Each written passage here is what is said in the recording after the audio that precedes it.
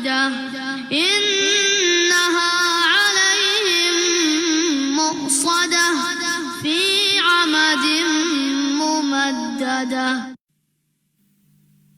الفاتحة، البقرة، آل عمران، النساء، المائدة، الأنعام، الأعراف، الأنفال، التوبة، يونس، هود، يوسف، الرعد، إبراهيم، الحجر، النحل، الإسراء، الكهف، مريم، طه، الأنبياء، الحج، المؤمنون، النور، الفرقان، الشعراء، النمل، والقصص.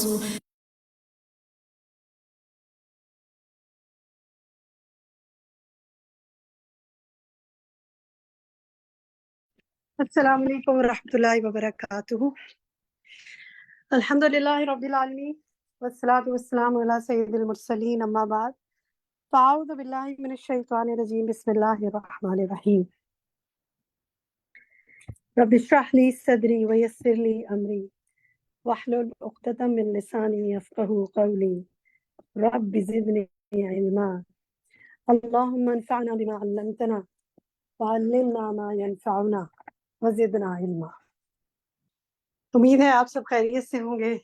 آپ سب کو اللہ سبحانہ وتعالیٰ اپنے حفظ و امان میں رکھے. آج انشاءاللہ ہم سورۃ الہمزہ اس کا ترجمہ اور تفسیر پڑھیں گے. بہت اہم سورت، سورۃ التکاثر، سورۃ العصر اور اب سورۃ الہمزہ. سب سے پہلے چاہوں گی کہ آپ سے پوچھوں کہ آپ نے پچھلے ہفتے سورۃ العصر پڑھی، کیا اس نے آپ پر کوئی اثر ڈالا؟ کوئی آپ کو اس کو پڑھ کے فائدہ ہوا؟ اس ہفتے آپ نے اپنے عمل میں کوئی تبدیلی محسوس کی؟ کچھ شیئر کرنا چاہیں گے تو ہینڈ ریز کریں. انشاءاللہ آپ سے آپ کے ریفلیکشنز لیتے ہیں.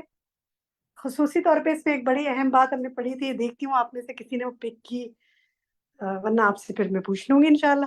جی فاطمہ فرمائیے. جی السلام علیکم میم. میں ہمارے یہاں نا اسی ہفتے میرے ایک ینگ کزن کا انتقال ہوا. 30 ایئرس کا تھا وہ میرے جتنا. تو ہم لوگ اس کے گھر گئے ہوئے تھے، تو اس وقت عصر کا ٹائم ہو رہا تھا، تو ہم اس وقت بیٹھے ہوئے تھے سارے ساتھ. تو آپ یقین کریں مجھے بار بار وہ بات یاد آ رہی تھی، وہ جو امام راضی کی تھی. تو میں نے ان سب سے شیئر کری کہ وہ جو برف والی بات تھی کہ ہمارا اثاثہ گھل رہا ہے اور ہمارا ٹائم جا رہا ہے اور ہمیں بالکل اندازہ نہیں ہے، ہم صرف اپنی دنیا میں لگے ہوئے، کہ اتنا چھوٹا انسان ہمارے سامنے جب وہ چلا گیا تو واقعی ہماری زندگی بھی ایسے ہی ہے، کبھی بھی ختم ہو جائے. تو وہاں پر وہ سب ایک منٹ کے لیے سب کو اس بات کے جیسے ایسا لگ رہا تھا اس سے اثر ہو رہا ہے، کیونکہ اس وقت دل ایسے ہوئے ہوئے تھے سب کے. تو مجھے بہت سورۃ العصر جو ہے اس وقت بہت سب چیزیں یاد آ رہی تھی اس کی، اور جو آگے کی تفسیر تھی میں نے ان سے وہ بھی شیئر کری ادھر بیٹھے ہوئے. وعلیکم السلام ورحمۃ اللہ وبرکاتہ. الحمدللہ اللہ نے آپ کو توفیق عطا کی. اور دیکھیں جاننے اور نہ جاننے کا یہی فرق ہوتا ہے نا. آپ کو معلوم تھا، آپ نے شیئر کر لیا، آپ نے اپنا کام کر دیا. اللہ تعالیٰ ان کو اور مجھے اور ہم آپ کو اور ہم سب کو اہدنا الصراط المستقیم کی جو ہم دعا کرتے ہیں نا سیدھے راستے پہ رہنے کی، وہ ہمیں انشاءاللہ اسٹریٹ فارورڈ رکھے اس کے اوپر. بہت اچھی بات کی آپ نے، شیئرنگ از کیئرنگ. ماشاءاللہ. روما آپ کا یہ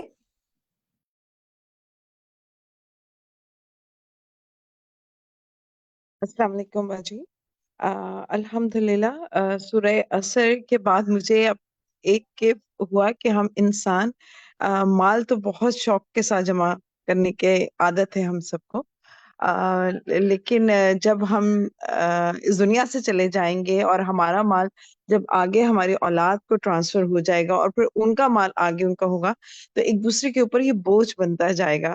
تو یہی چیز سوچ کے ایک دم میرے دل میں ہوا کہ جتنا ہمارے پاس وقت کم ہے تو ہمیں بھرپور کوشش کرنی چاہیے کہ صرف ضرورت کی چیزیں اپنے پاس رکھیں کم سے کم، اور جتنا زیادہ ایکسس سامان جو ہم لوگوں نے جمع کر کے اپنے اسٹور رومز اور کیبنٹس میں رکھا ہوا ہے ان کو نکالنے کی بھرپور کوشش کریں، اور مستحقین جو صحیح ہیں ان لوگوں تک پہنچائیں ان چیزوں کو. تو اسی خاطر تھوڑا کچھ کام کرنے کی کوشش کی، اور وہیں پہ جس طرح سورہ عصر میں بارہا تھا کہ ایک دوسرے کو تلقین کرنی ہے حق کام کرنے کی، اور اگر کوئی مشکل میں ہے تو ان کو صبر کرنے کی بھی تلقین کرنی ہے، تو اس کے اوپر بھی تھوڑا کام کرنے کی بھرپور کوشش کی تھی. جزاک اللہ خیر. وعلیکم السلام. ماشاء اللہ، بارک اللہ فیکی. اللہ تعالیٰ آپ کے علم میں برکت فرمائے. رابعہ نادر، آپ کہیے. جی میڈم، ایک تو جس طرح سے یہ صورتیں پڑھتے جا رہے ہیں نا، تو یہ وہ میں سوچ رہی تھی کہ یہ وہ ریالٹیز ہیں جو ہمیں پتہ ہے، لیکن اللہ تعالیٰ نے کیسے کھول کھول کر سارا کچھ ان میں ایکسپلین کر دیا ہوا ہے. یہ کرو گے تو ایسے ہو جائے گا، یہ کرو گے تو ایسے ہوگا. اور دیکھیں کہ ہم واقعی میں کتنا اپوزٹ چلتے ہیں. ہم تکاثر کو فالو کر رہے ہوتے ہیں اور اسی کو کامیابی سمجھتے ہیں، اور اللہ تعالیٰ نے بتا دیا کہ یہ نقصان ہے، یہ خسارہ ہے، جبکہ اثر میں بتا دیا کہ کامیابی یہ ہے. میں سوچ رہی تھی کہ ہم دنیا کے لیے کسی بھی فیلڈ میں ہو تو ہم کامیاب ہونے کی ٹپس نوٹ کر رہے ہوتے ہیں کہ اچھا کامیاب کیسے ہوں گے، یہ چیزیں کریں گے تو ہوں گے، اور ہم باقاعدہ ان کو فالو بھی کرتے ہیں. تو یہ ایک چھوٹی سی صورت ہے، بچپن سے پڑھتے آئے ہیں، اس کی اتنی ڈیپتھ کا پتہ ہی نہیں تھا کہ یہ اصل میں کامیابی کا کرائٹیریا ہے جو اللہ تعالیٰ نے ہمیں کتنے سالوں سے بتا دیا ہوا ہے. لیکن اب ونس ہمیں سمجھ آ گئی ہے، اب ہمیں اس پر عمل کرنا ہے. اور اس میں یہ جو عمل صالح کی جو بات تھی وہ یہ کہ ہم سمجھتے ہیں کہ نیکی کر رہے ہیں بس وہی عمل صالح ہے، لیکن جس طرح استاذہ نے بتایا کہ برائی سے رکنا بھی عمل صالح میں آتا ہے. تو ایک تو اس چیز کو میں نے بہت اچھے سے سمجھا. اس کے علاوہ جو صبر کا پوائنٹ ہے، واقعی میں صبر کی وجہ سے ہی استقامت ملتی ہے، اور زندگی کے ہر معاملے میں ہمیں صبر کرنے کی بہت ضرورت ہے. تو بس یہ ہے کہ اللہ تعالیٰ واقعی میں ہمیں صحیح طرح سے فہم جس طرح دے رہا ہے، اسی طرح سے اس علم کو عمل میں لے کر آئے. وہ جو دعا جس طرح آپ نے بھی کہی تھی کہ اللہم انی اعوذ بک من علم لا ینفع، ایسا علم نہیں چاہیے جو کوئی فائدہ نہ پہنچائے، ایسے علم سے پناہ چاہیے. تو بس اللہ تعالیٰ جس طرح سے سینہ کھول رہا ہے، علم دے رہا ہے، اس پر استقامت دے اور ثابت قدم رکھے اور اس کو دوسروں کو پہنچانے والا بھی بنائے. آمین. آمین. بس اللہ تعالیٰ دیکھیں، جب تک ہم زندہ ہیں نا، ہمارے عمل کا سلسلہ دروازہ کھلا ہوا ہے.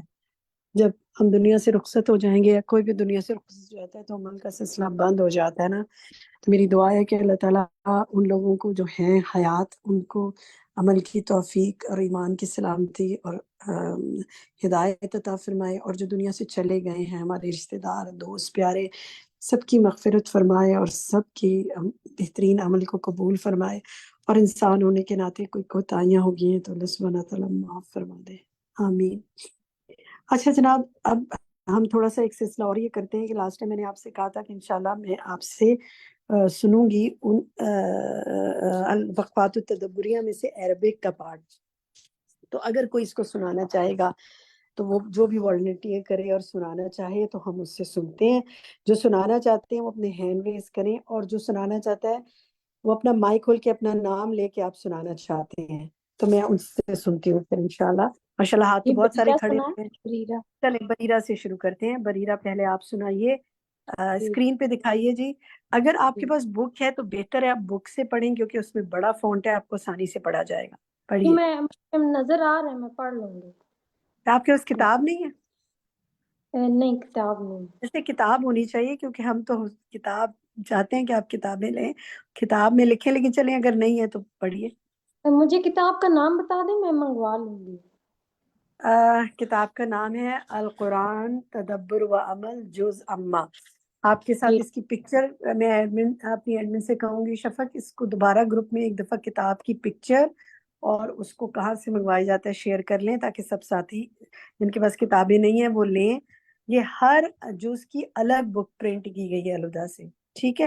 تو کتاب میں لکھیں گے تو آپ کے پاس ایک پوری نوٹ بک بھی آپ کی تیار ہو جائے گی انشاءاللہ. چلیں ذرا پڑھیے.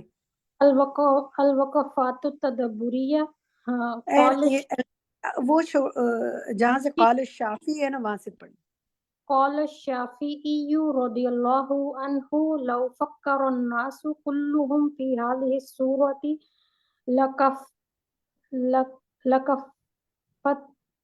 لكفتهم وبيان ذلك أن المراتب أربع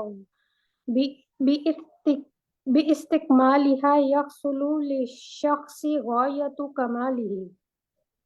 إحداها معرفة الحق الثانية ٹھیک ہے الحمدللہ. بریرہ جزاک اللہ خیر کثیرہ، بہت اچھا پڑھا ہے، بارک اللہ فی علمک. اور ساتھیوں کو موقع دیتی ہوں، اگر پھر موقع ملا تو دوبارہ آپ کو چانس دیں گے انشاءاللہ. اور کون سنانا تھا؟ اچھا جی آگے سے الثانیہ سے کون پڑھے گا؟ تحریش پڑھیے گا رابعہ. الثانیہ سے. بسم اللہ الرحمن رابعہ الرحیم. اس کے بعد آپ پڑھیے گا. الثانیۃ عملہ به الثالث تعلیمہ من لا يحسنہ الرابعۃ صبرہ علی تعلمہ والعمل به وتعلیمہ. بس باجی یہ آگے اور پڑھوں. پڑھیں پڑھیں مکمل کریں. فذكر تعالى المراتب الأربعة في هذه السورة. ابن القيم فی السؤال هذه السورۃ، هذه السورۃ. هذه السورة. جزاكم الله جی خير كثيرا وجي. پڑھیے. السؤال تضمنت هذه السورة جميع ما يحتاجه باجی آگے نظر نہیں آ رہا کیونکہ میرے پاس جو ہے نا، اچھا بک نہیں ہے آپ کے میں پاس؟ نہیں باجی ٹھیک ہے بک نہیں ہے چلو. میرے پاس. بریرہ آپ اس کو مکمل کریں سوال کو. آپ پڑھ رہی تھی نا، آپ دونوں ہی اس کو مکمل کریں. بریرہ سوال کو مکمل کریں. بریرہ کا مائک کھولیں. جی کھول. السؤال تضمن تضمنت هذه السورة جميع ما يحتاجه المرء لإصلاح نفسه. وضح ذلك. شاباش. الثانیہ کے بعد بھی پڑھیے ذرا. جی کہاں اگلا سے؟ لفظ کیا ہے؟ الثانیہ کا اگلا لفظ کیا ہے؟ عملہ الثانیہ. به. ٹھیک ہے گڈ شاباش. تو سہرش آپ نے نوٹ کرنے ہیں الثانیہ میں عملوہ ہے، لام پہ پیش ہے. اور سہرش یہ نوٹ کیجئے گا آپ کہ آگے الرابعۃ جو ہے وہ صبروا ہے. میرا خیال ہے آپ نے صبر را پڑھ دیا تھا را پر، تو را پر زبر نہیں ہے، را پر پیش ہے. باقی ٹھیک ماشاءاللہ پڑھا تھا آپ نے. جزاک اللہ خیر کثیرہ. کتابیں آپ سے منگوا لیں جی، کتابیں بڑی ضروری ہیں. کتاب کے بغیر جو ہے نا طالب علم کا تصور ذرا کم ہے، تو کتاب منگوائیے اور کتاب میں پڑھیے. ٹھیک ہے چلیں نسیم الحمدللہ. میں پڑھوں، میرے پاس بک ہے، میں نے منگوا جی لی تھی نسیم آپ آن پڑھیے لائن. پڑھیے. یہ الا الذین آمنوا کے نیچے نمبر 2 پڑھوں میں؟ ہاں جی یہ پڑھیے جی. اعوذ باللہ من الشیطان الرجیم. جی. التعارف فی قوله الصالحات تعریف الجنس مراد به الاستبراق ای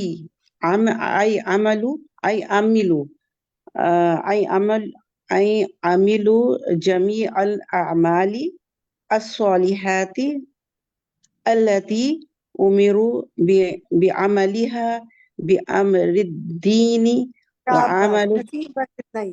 گڈ جی ماشاءاللہ بارک اللہ فیکی. الحمدللہ. بہت اچھا پڑھا. ایک لفظ بس دیکھیے، جی یہ جو ہے نا جی تعریف الجنس مراد بھی تک تو ٹھیک تھا. اس کے بعد جو ہے نا بیل اس راک اس راک، اس لفظ کو دیکھ لیجیے. باقی ماشاءاللہ ٹھیک. جزاک اللہ خیر. بارک اللہ فیک. اچھا رابعہ رابعہ نادر. ناصر آپ پڑھنا چاہ رہی تھی، آپ پڑھیے وعملوا سے. وعمل الصالحات يشمل ترك السيئات. السؤال لماذا عرفت كلمة الصالحات بالألف واللام؟ شاباش بارک اللہ فی علمک. بالکل ٹھیک پڑھا. چلیے جی نیکسٹ کون پڑھنا چاہتا ہے؟ اصل میں کمنٹ کے لیے بھی ہاتھ کھڑے ہوئے تھے نا، تو میں نے کہا یہ نہ ہو کہ آپ کمنٹ کے لیے کھڑے ہوئے ہو ہاتھ. تو کون پڑھے گا اس کو؟ جو پڑھنا چاہتے ہیں نام. شہناز. چلے سبین پہلے آپ پڑھیں پھر شہناز سے پڑھواتے ہیں. سبین پڑھیے. شہناز آپ تیار ہیں؟ سبین مظفر. فبالأمرين الأولين يكمل الإنسان نفسه وبالأمرين الآخرين يكمل غيره وبتكميل الأمور الأربعة يكون الإنسان قد سلم من الآثار وفاز بالربح العظيم. سؤال ٹھیک ہے ما بس یہ وجه رک جائیں، بس یہ رک جائیں. شاباش بہت اچھا پڑھا ہے. گڈ. اچھا 2 ورڈ ہیں اس میں وہ دوبارہ پڑھواتی ہوں، پھر 2 ورڈ سبین میں بتاؤں گی کیا ہے. شہناز اسی کو آپ دوبارہ پڑھیں. جی فبالأمرين الأولين يكمل الإنسان نفسه وبالأمرين الآخرين يكمل غيره وبتكميل الأمور الأربعة يكون الإنسان قد سلم من الخسار وفاز بالربح العظيم ٹھیک ہے، السؤال گڈ، شاباش، بس اتنا ہی۔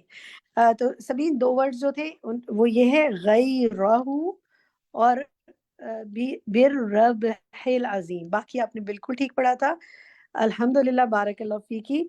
سوالوں میں پڑھاتی ہوں، کس سے؟ تسنیم آپ ہی پڑھیے، چلیں آپ ایک ایک فریز دو لوگ سے کمپلیٹ کریں جی۔ السوال ما وجہ تخصیص هذه الامور الاربعۃ بالذکر؟ ہاں، یہ سوال میں نا دیکھیں، پھر سے نوٹ کریں، دو جگہ جی آپ سے کچھ اعراب کی مسٹیک ہوئی ہے۔ اب میں کسی اور ساتھی سے پڑھاتی ہوں، آپ نے خود نوٹ کرنے ہیں۔ ہنیلا آپ پڑھیں گی؟ پڑھنا چاہیں گی ہنیلا؟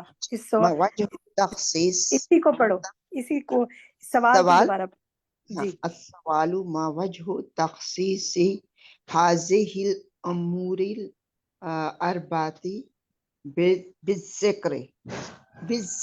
گڈ، یہ بتائیے آپ کتاب سے پڑھ رہی ہیں یا اسکرین سے؟ اسکرین سے پڑھیں۔ ہاں دیکھیں، اسکرین سے پڑھنے میں کیونکہ آپ کو ظاہر ہے چھوٹا لکھا ہوا ہے نا تو گڑبڑ ہوتی ہے، تو اگر آپ عربی پڑھنا چاہتے ہیں نا پھر کتاب منگوا لیجئے۔ تو اس میں دونوں کی کریکشن میں کر دیتی ہوں، یہ السوالو نہیں ہے، السؤالو ہے، سین پہ پیش ہے، اور ہذہ الامور نہیں ہے، امور الاربعاتی۔ باقی ٹھیک ہے، ماشاءاللہ، بارک اللہ فی علمک۔ چلیں جی نیکسٹ دکھاتے ہیں، کیونکہ عربی ہمارے پاس فریزز کم ہے اور ماشاءاللہ ہاتھ تو بہت سارے کھڑے ہوئے ہیں۔ فرد مسعود آپ پڑھیے۔ بسم اللہ الرحمن الرحیم وتواصوا بالصبر ای علی المصائب والاقدار واذا من یؤذی ممن یامرونہ بالمعروف وینہونہ عن المنکر۔ ٹھیک ہے، گڈ، السؤال بس اتنا ہی، بس اتنا ہی، لماذا بس اتنا ہی۔ فرد اتفق؟ فرد فرد رک جائیں، رک جائیں، دیکھیں رک جایا کریں، باقی ساتھیوں کو بھی موقع ملا کرے۔ اچھا فرد دیکھیں، ایک ورڈ دیکھیے، ایک ورڈ جو ہے، باقی ماشاءاللہ آپ نے بہت اچھا پڑھا ہے۔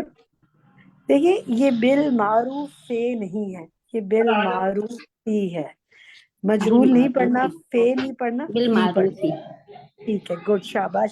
کسی اور ساتھی کو موقع دیتی ہوں۔ خالدہ آپ پڑھیں گی سوال کو جو ہے؟ پڑھیے کیا لکھا ہوا ہے۔ جی السلام علیکم ورحمۃ اللہ وبرکاتہ۔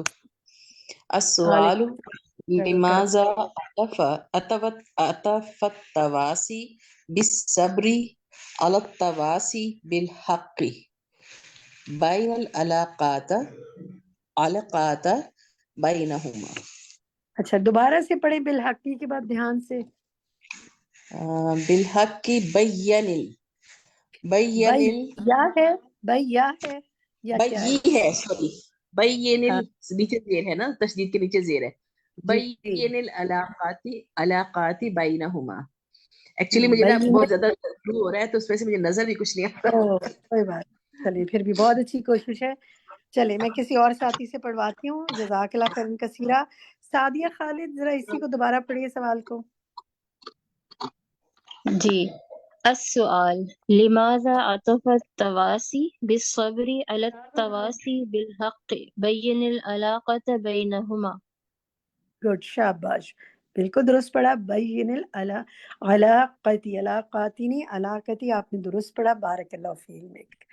ٹھیک ہے جناب، اب دیکھتے ہیں، میرا خیال ہے لاسٹ ایک رہ گیا ہمارا، اور اس کو ہم پڑھوا لیتے ہیں اپنے کسی ساتھی سے جن کا ہینڈ سب سے اوپر ہے۔ ڈاکٹر وجیہ آپ پڑھیے۔ أهيمة الزمن الذي هو مرزعة الآخرة والعصر۔ گڈ، شاباش، ایک دوسرے آپ سے پڑھوا لیا، ایک ناظرہ تاج سے پڑھوا لیتے ہیں۔ ماشاءاللہ بالکل درست پڑھا آپ نے۔ ناظرہ اگلا وقت پڑھیے، نمبر 2۔ من علامات الأخوة الصالحات التواصي بالحق والصبر وتواصوا بالحق وتواصوا بالصبر۔ ٹھیک ہے ماشاءاللہ اچھی کوشش ہے، لیکن دوسرا تیسرا چوتھا لفظ اس میں اعراب کو ٹھیک کرنے کی ضرورت ہے. میں کسی اور ساتھی سے پڑھواتی ہوں. نور شمع آپ پڑھیے. جی باجی.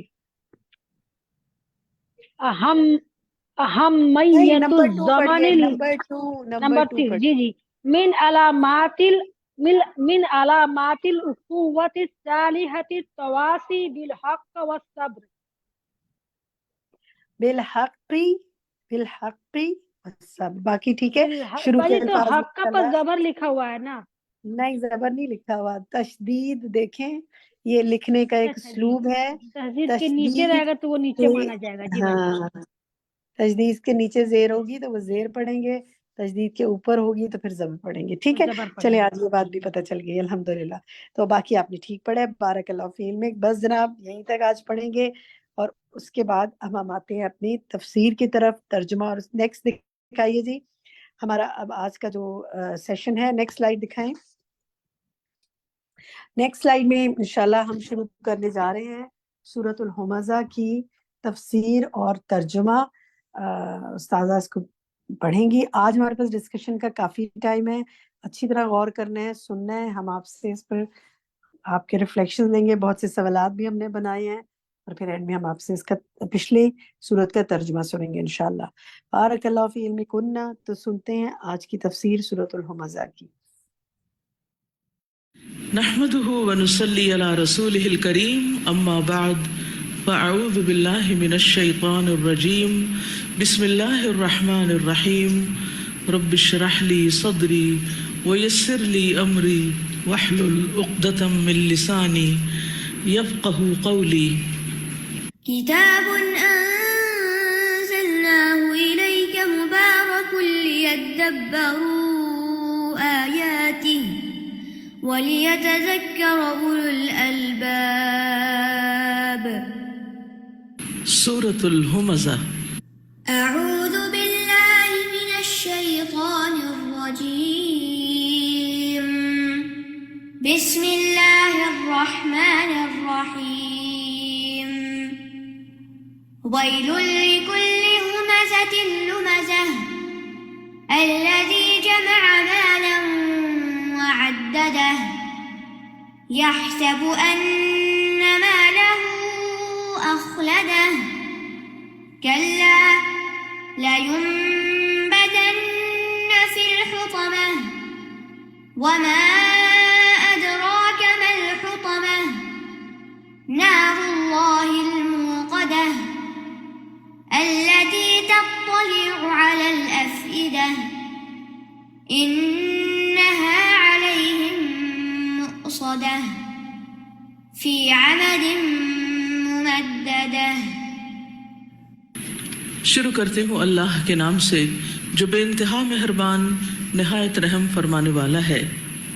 ویل ہلاکت ہے، لکل واسطے ہر، ہمزتن عیب لگانے والے، لمزتن غیبت کرنے والے کے، الذی وہ جس نے، جمع کیا، مالن مال، وعددہ اور اس نے گن کر رکھا اسے، یحسب وہ سمجھتا ہے، ان کہ بے شک، مالہ مال اس کا، اخلدہ ہمیشگی بخشے گا اسے، کلا ہرگز نہیں، لیمبذن البتہ وہ ضرور ڈالا جائے گا، فی الحطمہ حطمہ میں، وما اور کیا چیز، ادراکا بتائے آپ کو، ما کیا ہے، الحطمہ حطمہ، نارو آگ ہے، اللہ کی، الموقدہ بھڑکائی ہوئی، التی وہ جو، تطلع چڑھ آتی ہے، علی الافئدہ دلوں پر، انہا بے شک وہ، علیہم ان پر، مؤصدہ بند کی ہوئی ہے، فی عمد ستونوں میں، ممددہ لمبے لمبے. سورۃ الہمزہ مکی صورت ہے. سورۃ العصر میں ہم نے دیکھا کہ اللہ سبحانہ و تعالی زمانے کی قسم کھا کے فرماتے ہیں کہ ان الانسان لفی خسر، یقیناً انسان خسارے میں ہے. اور اس کے بعد 4 وہ کام بتائے گئے جو انسان کو خسارے سے بچاتے ہیں. اس صورت کے شروع میں ان کاموں کا ذکر ہے جو انسان کو خسارے سے دوچار کرتے ہیں. اور وہ خسارہ کیا ہے؟ ہمیشہ کی آگ میں گرنا. سورۃ التکاثر میں بھی ہم نے دیکھا کہ مال کی کثرت، دنیا کی محبت نے انسان کو آخرت سے غافل کیے رکھا اور بالآخر وہ خسارے میں جا پڑا. اس صورت کے اندر بھی خاص طور پر مال کی محبت کا ذکر ہے کہ جو انسان کو اپنے اندر اتنا مشغول کر لیتی ہے کہ جس کی وجہ سے انسان اپنے انجام کو بھول جاتا ہے. اس اعتبار سے ان تینوں صورتوں کا آپس میں ایک گہرا تعلق ہے. اس صورت کی 9 آیات ہیں، 30 کلمات ہیں. یہ قرآن مجید کی آخری صورت ہے جس میں آخرت کا ذکر ہے اور بہت سخت انداز میں ذکر ہے، موسٹ پاورفل انداز ہے. اس میں جس آگ اور جہنم کا ذکر ہے اس آگ کو نار جہنم نہیں کہا گیا بلکہ نار اللہ کہا گیا.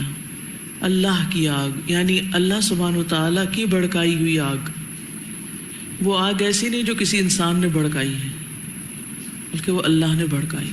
اور اللہ سبحانہ و تعالیٰ کا ہر کام بہت ہی زبردست ہوتا ہے، اس لیے شدت کے ساتھ ان کاموں سے منع کیا جا رہا ہے جو اس آگ میں جانے کا باعث بنتے ہیں، جس میں خصوصاً غیبت، دوسروں کا مذاق اڑانا، تانے دینا، عیب جوئی کرنا سامنے یا چھپ کے، اور مال کی محبت میں گرفتار ہو کر بندوں کو ان کے حقوق نہ دینا، اللہ کے حق کی پرواہ نہ کرنا، اللہ کے راستے میں اس کو خرچ نہ کرنا.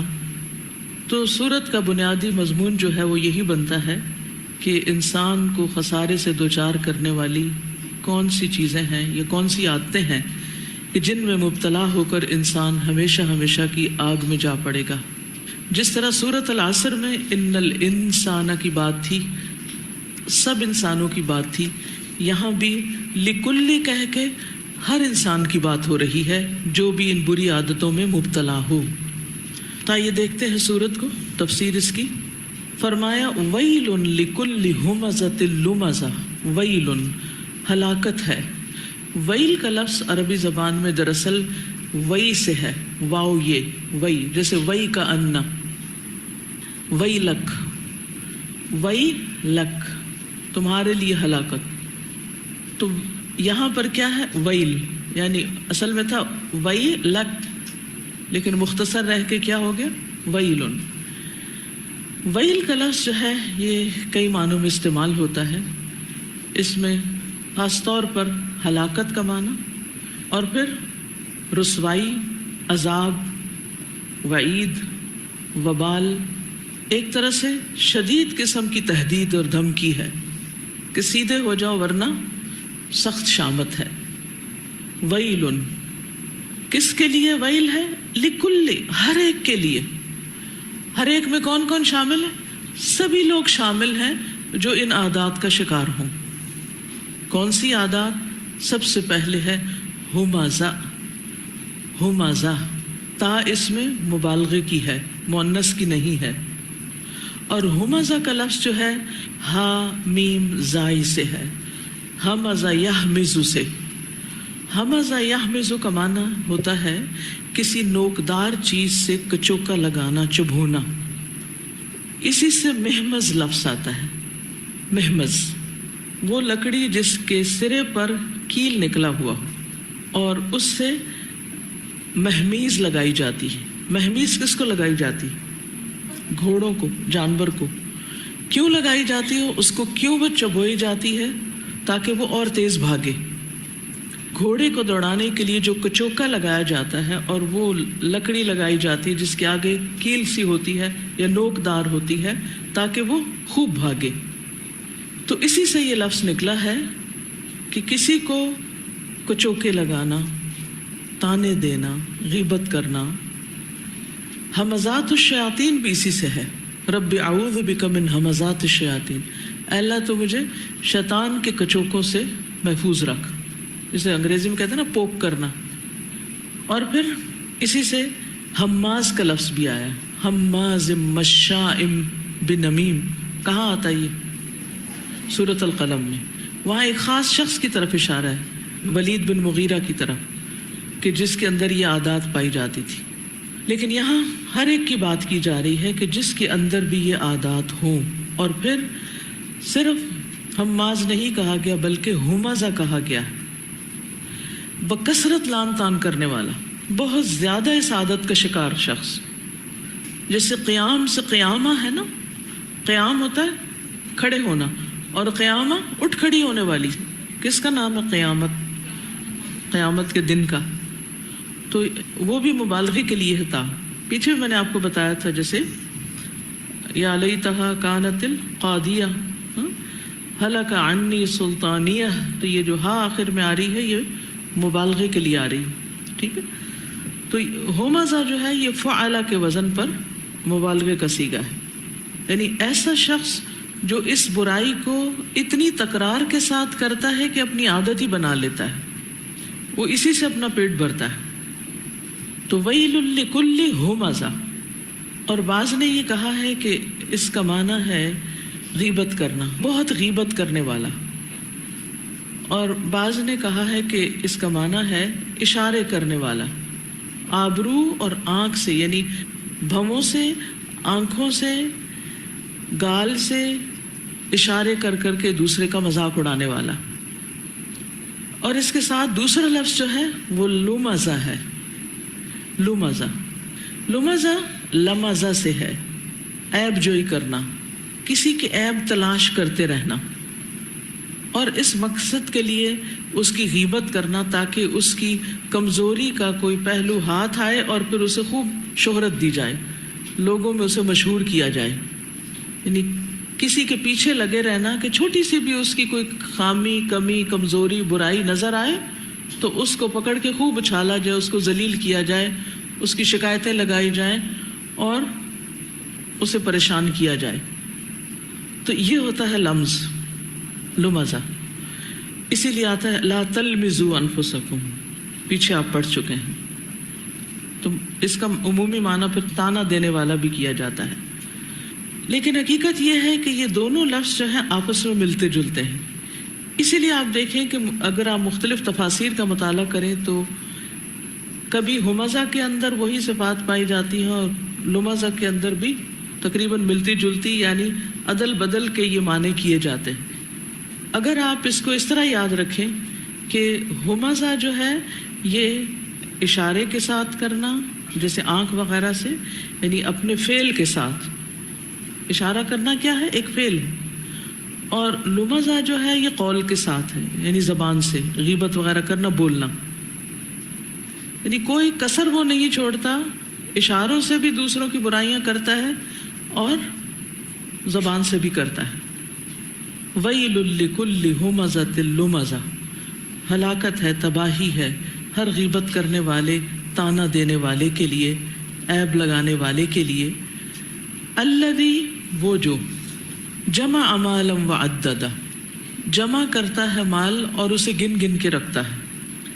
یعنی یہ شخص جو ہمزہ لمزہ ہے، چغلی کھانے والا اور غیبت کرنے والا اور دوستوں میں جدائی ڈالنے والا اور بے قصور انسان کے اوپر عیب لگانے والا، اس کی برائیاں کرنے والا، خواہ مخواہ دوسروں کو پریشان کرنے والا، اس کے اندر ایک اور بھی بہت بڑی خرابی ہے جس کی بنا پر، جس کی وجہ سے یہ اس قسم کی حرکتیں کر رہا ہے. اور وہ کیا ہے؟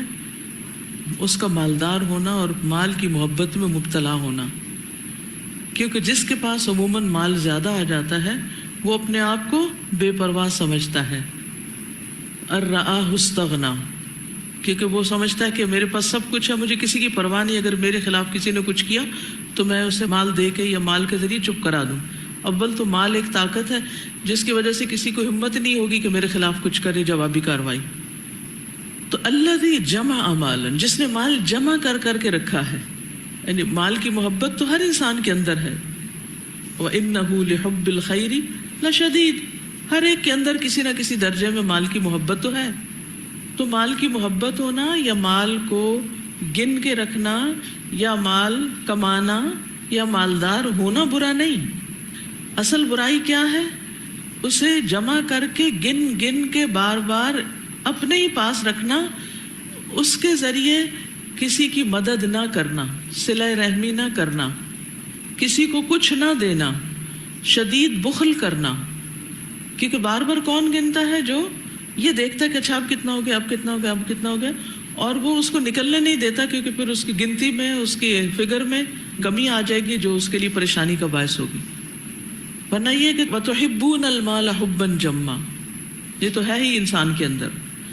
تب آپ دیکھیں کہ جو شخص صرف جمع کرنے سے دلچسپی رکھتا ہے اور اسے خرچ نہیں کرتا، نہ رشتہ داروں کو دیتا ہے، نہ بر الوالدین کرتا ہے، نہ اپنے بال بچوں پہ خرچ کرتا ہے، نہ ہی کسی خیر اور بھلائی کے کام میں خرچ کرتا ہے، انفاق فی سبیل اللہ نہیں کرتا، تو ایسا شخص جو ہے وہ اللہ سبحانہ وتعالیٰ کی نظر میں سخت ناپسندیدہ ہے. یحسب، وہ سمجھتا ہے، کیا سمجھتا ہے؟ ان مالہ اخلدہ، کہ اس کا مال اس کو ہمیشگی بخشے گا. جیسے قارون تھا، کیونکہ اس کا مال بہت ہے تو وہ سمجھتا ہے کہ اس مال کی وجہ سے میری بہت شہرت ہوگی اور مرنے کے بعد بھی لوگ مجھے یاد رکھیں گے میرے مالدار ہونے کی بنا پر. لیکن حقیقت یہ ہے کہ انسان کے پاس جب مال زیادہ ہو جاتا ہے اور وہ اس میں بخل کرتا ہے تو یہ چیز اس کی تباہی اور بربادی کا باعث بنتی ہے.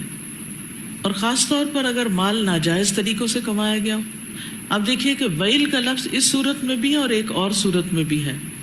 وہاں بھی کس کا ذکر ہے؟ ویل للمطففین، جو کم ناپ اور تول کے دیتا ہے، دوسروں کا حق مارتا ہے. کیوں مارتا ہے؟ وہ جمع کرنے کے لیے، اپنے لیے اکٹھا کرنے کے لیے، تو اس کے لیے بھی ہلاکت ہے. اور یہاں بھی اس شخص کے لیے اللہ جی جو ہے نا کنٹینیو کر رہا، ویل جو ہے آگے تک کے لیے بھی ہے. قرآن مجید میں تقریباً 27 بار ویل کا لفظ آیا ہے، جو 10 بار ایک ہی صورت میں آیا ہے، 2 صورتوں کے شروع میں آیا اور کچھ اور مقامات پر. تو ہوتا یہ ہے کہ مال کی وجہ سے انسان تکبر میں مبتلا ہو جاتا ہے. مال کی وجہ سے انسان حق بات نہیں بعض اوقات سنتا، دوسروں کو حقیر سمجھتا ہے، اور جس کو حقیر سمجھتا ہے اسی کا مذاق اڑاتا ہے نا انسان. جس کی عزت کرتا ہے انسان اس کا مذاق تو نہیں اڑاتا. کبر ہے بھی کیا، تکبر ہے بھی کیا؟ بطر الحق وغمت الناس، حق کا انکار اور پھر لوگوں کو حقیر سمجھنا. جیسے سورۃ الکہف میں آتا ہے نا اس مالدار کا قصہ، تو اس میں اس نے کیا کہا تھا؟ انا اکثر منک مالا واعز نفرا. ٹھیک ہے، یعنی اس کو ان چیزوں پر پھر مان ہونے لگتا ہے. اسی سے پھر تکاثر آتا ہے، اور پھر یہ ہرس جو ہوتی ہے وہ انسان کو زیادہ سے زیادہ مال جمع کرنے اور سمیٹنے کی طرف لے جاتی اور اپنے فرائض کی ادائیگی بھلا دیتی ہے.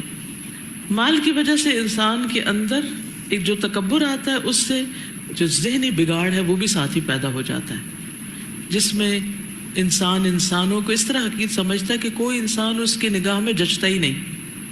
وہ ہر ایک کے اندر کوئی نہ کوئی خامی ڈھونڈ لیتا ہے، ہر ایک کے اندر کوئی نہ کوئی برائی، اور پھر اس کی بات کو ریجیکٹ کر دیتا ہے. اسی بنا پر وہ پھر نہ صرف یہ کہ دل میں کسی کو برا سمجھتا ہے، بلکہ زبان سے بھی اور اشاروں سے بھی تانے بھی دیتا ہے، پیٹھ پیچھے بھی غیبت کرتا ہے، اشاروں سے بھی اس کے خلاف بات کرتا ہے. آپ دیکھیے کہ عموماً ہمارے ہاں مالدار لوگ کس کس کا مذاق اڑاتے ہیں، یا ایک عام انسان، کیونکہ ہر انسان کی بات ہو رہی ہے، تو عموماً آپ لوگوں کی گفتگو میں دیکھیں یا ان کے سٹائل میں یا انداز میں کیا نظر آتا ہے کہ وہ مذاق اڑاتے ہیں. تو کس کا اڑاتے ہیں؟ کس چیز پر لوگ دوسروں کو تانے دیتے ہیں؟ سوچے نا، کبھی آپ کو کسی نے نہیں دیا یا آپ نے کسی کو نہیں دیا؟ مال کی کمی پہ دیتے ہیں، شکل و صورت پہ، یس شکل و صورت پہ، کسی کے لباس پہ. اگر لباس جو ہے با پردہ پہنا ہوا ہو باحیا پہنا ہوا ہو تو لوگ دیکھ کے کیا کہتے ہیں؟ پینڈو ہے، اس کو تو پہننا ہی نہیں آتا، اڑنا ہی نہیں آتا۔ اگر کوئی داڑھی رکھ لے تو اس کو ملا یا صوفی صاحب کہہ کے ذلیل کرتے رہتے ہیں۔ اگر کوئی حجاب اوڑھ لے تو کیا کرتے ہیں؟ حجاب کے تانے دیتے ہیں۔ اب دیکھیے کہ بہت سے لوگ یہ جانتے ہوئے بھی کہ اللہ نے ہم پر حجاب فرض کیا ہے، جب کسی ایسی مجلس میں جاتے ہیں جہاں لوگ حجاب نہیں پہنے ہوئے تو کیوں اتار دیتے ہیں؟ کیوں ان جیسا بننے کی کوشش میں لگے رہتے ہیں؟ کیوں اپنے ایسے سٹائل رکھتے ہیں کہ جس میں حیا دور دور نہیں ہوتا تاکہ وہ دوسروں کے اندر فٹ ہو جائیں؟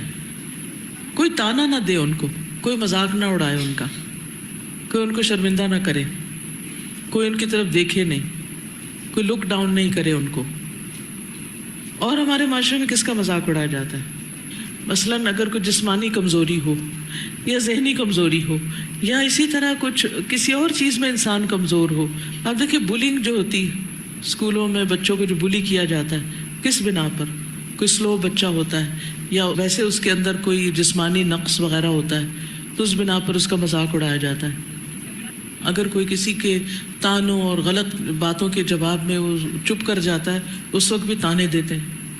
ایک اور چیز مجھے یہ لگ رہی تھی کہ جو ہماری میڈز ہوتی ہیں اس سطح کے جو لوگ ہوتے ہیں یوزلی ان کو چونکہ اپنی عقل کو سائیکل کرنے کے اتنے مواقع نہیں ملے ہوتے، حالانکہ وہ بھی انٹیلیجنٹ ہوتے ہیں ہماری طرح، اللہ نے ان کو دماغ دیا ہے، تو ہمیں ایٹ ٹائمز جب ہم اپنی عقل ہماری بہت اگر تیز ہو جائے اور ہم بہت کوئی انٹیلیجنٹ ہوں، پڑھ لکھ جائیں، انٹیلیجنٹ ہوں، تو ہمیں لگتا ہے کہ اس کی عقل موٹی ہے اور ہم اس بات پہ کبھی ان کو، یعنی یہ بھی ایک ایسا ہوتا ہے جس کو شاید نوٹس بھی ہم نہیں کر پاتے۔ بعض لوگوں کی عادت پتہ کیا ہوتی ہے؟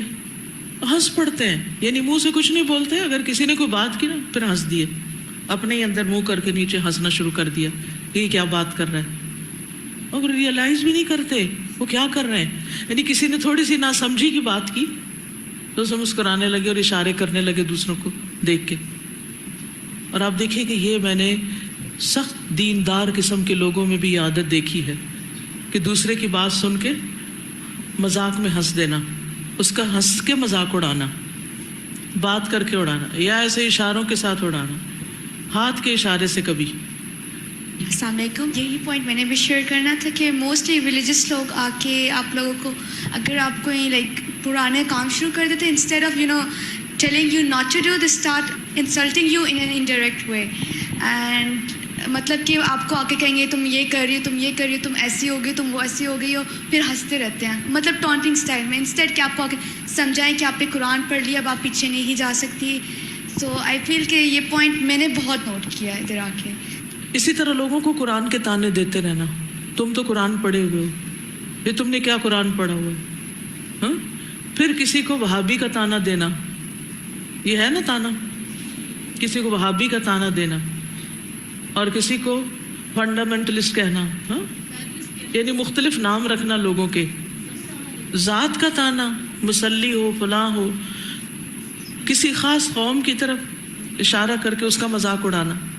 تو یہ سامنے مذاق اڑانا بھی، پیچھے بھی، زبان سے بھی، عمل سے بھی، ہر اعتبار سے، یعنی بات بات پہ تانے دینا، تم ایسے، تم ایسے، تم ایسے، اور بعض اوقات اصلاح کے لیے تانے دینا، تم تو کبھی سنورو گے ہی نہیں، تمہیں تو کبھی کوئی اثر ہونا ہی نہیں، یعنی نیگیٹو قسم کی باتیں۔ اور کئی ماں باپ اپنے بچوں کو ہی دیتے رہتے ہیں، بہن بھائی ایک دوسرے کے ساتھ ایسی حرکتیں کرتے رہتے ہیں۔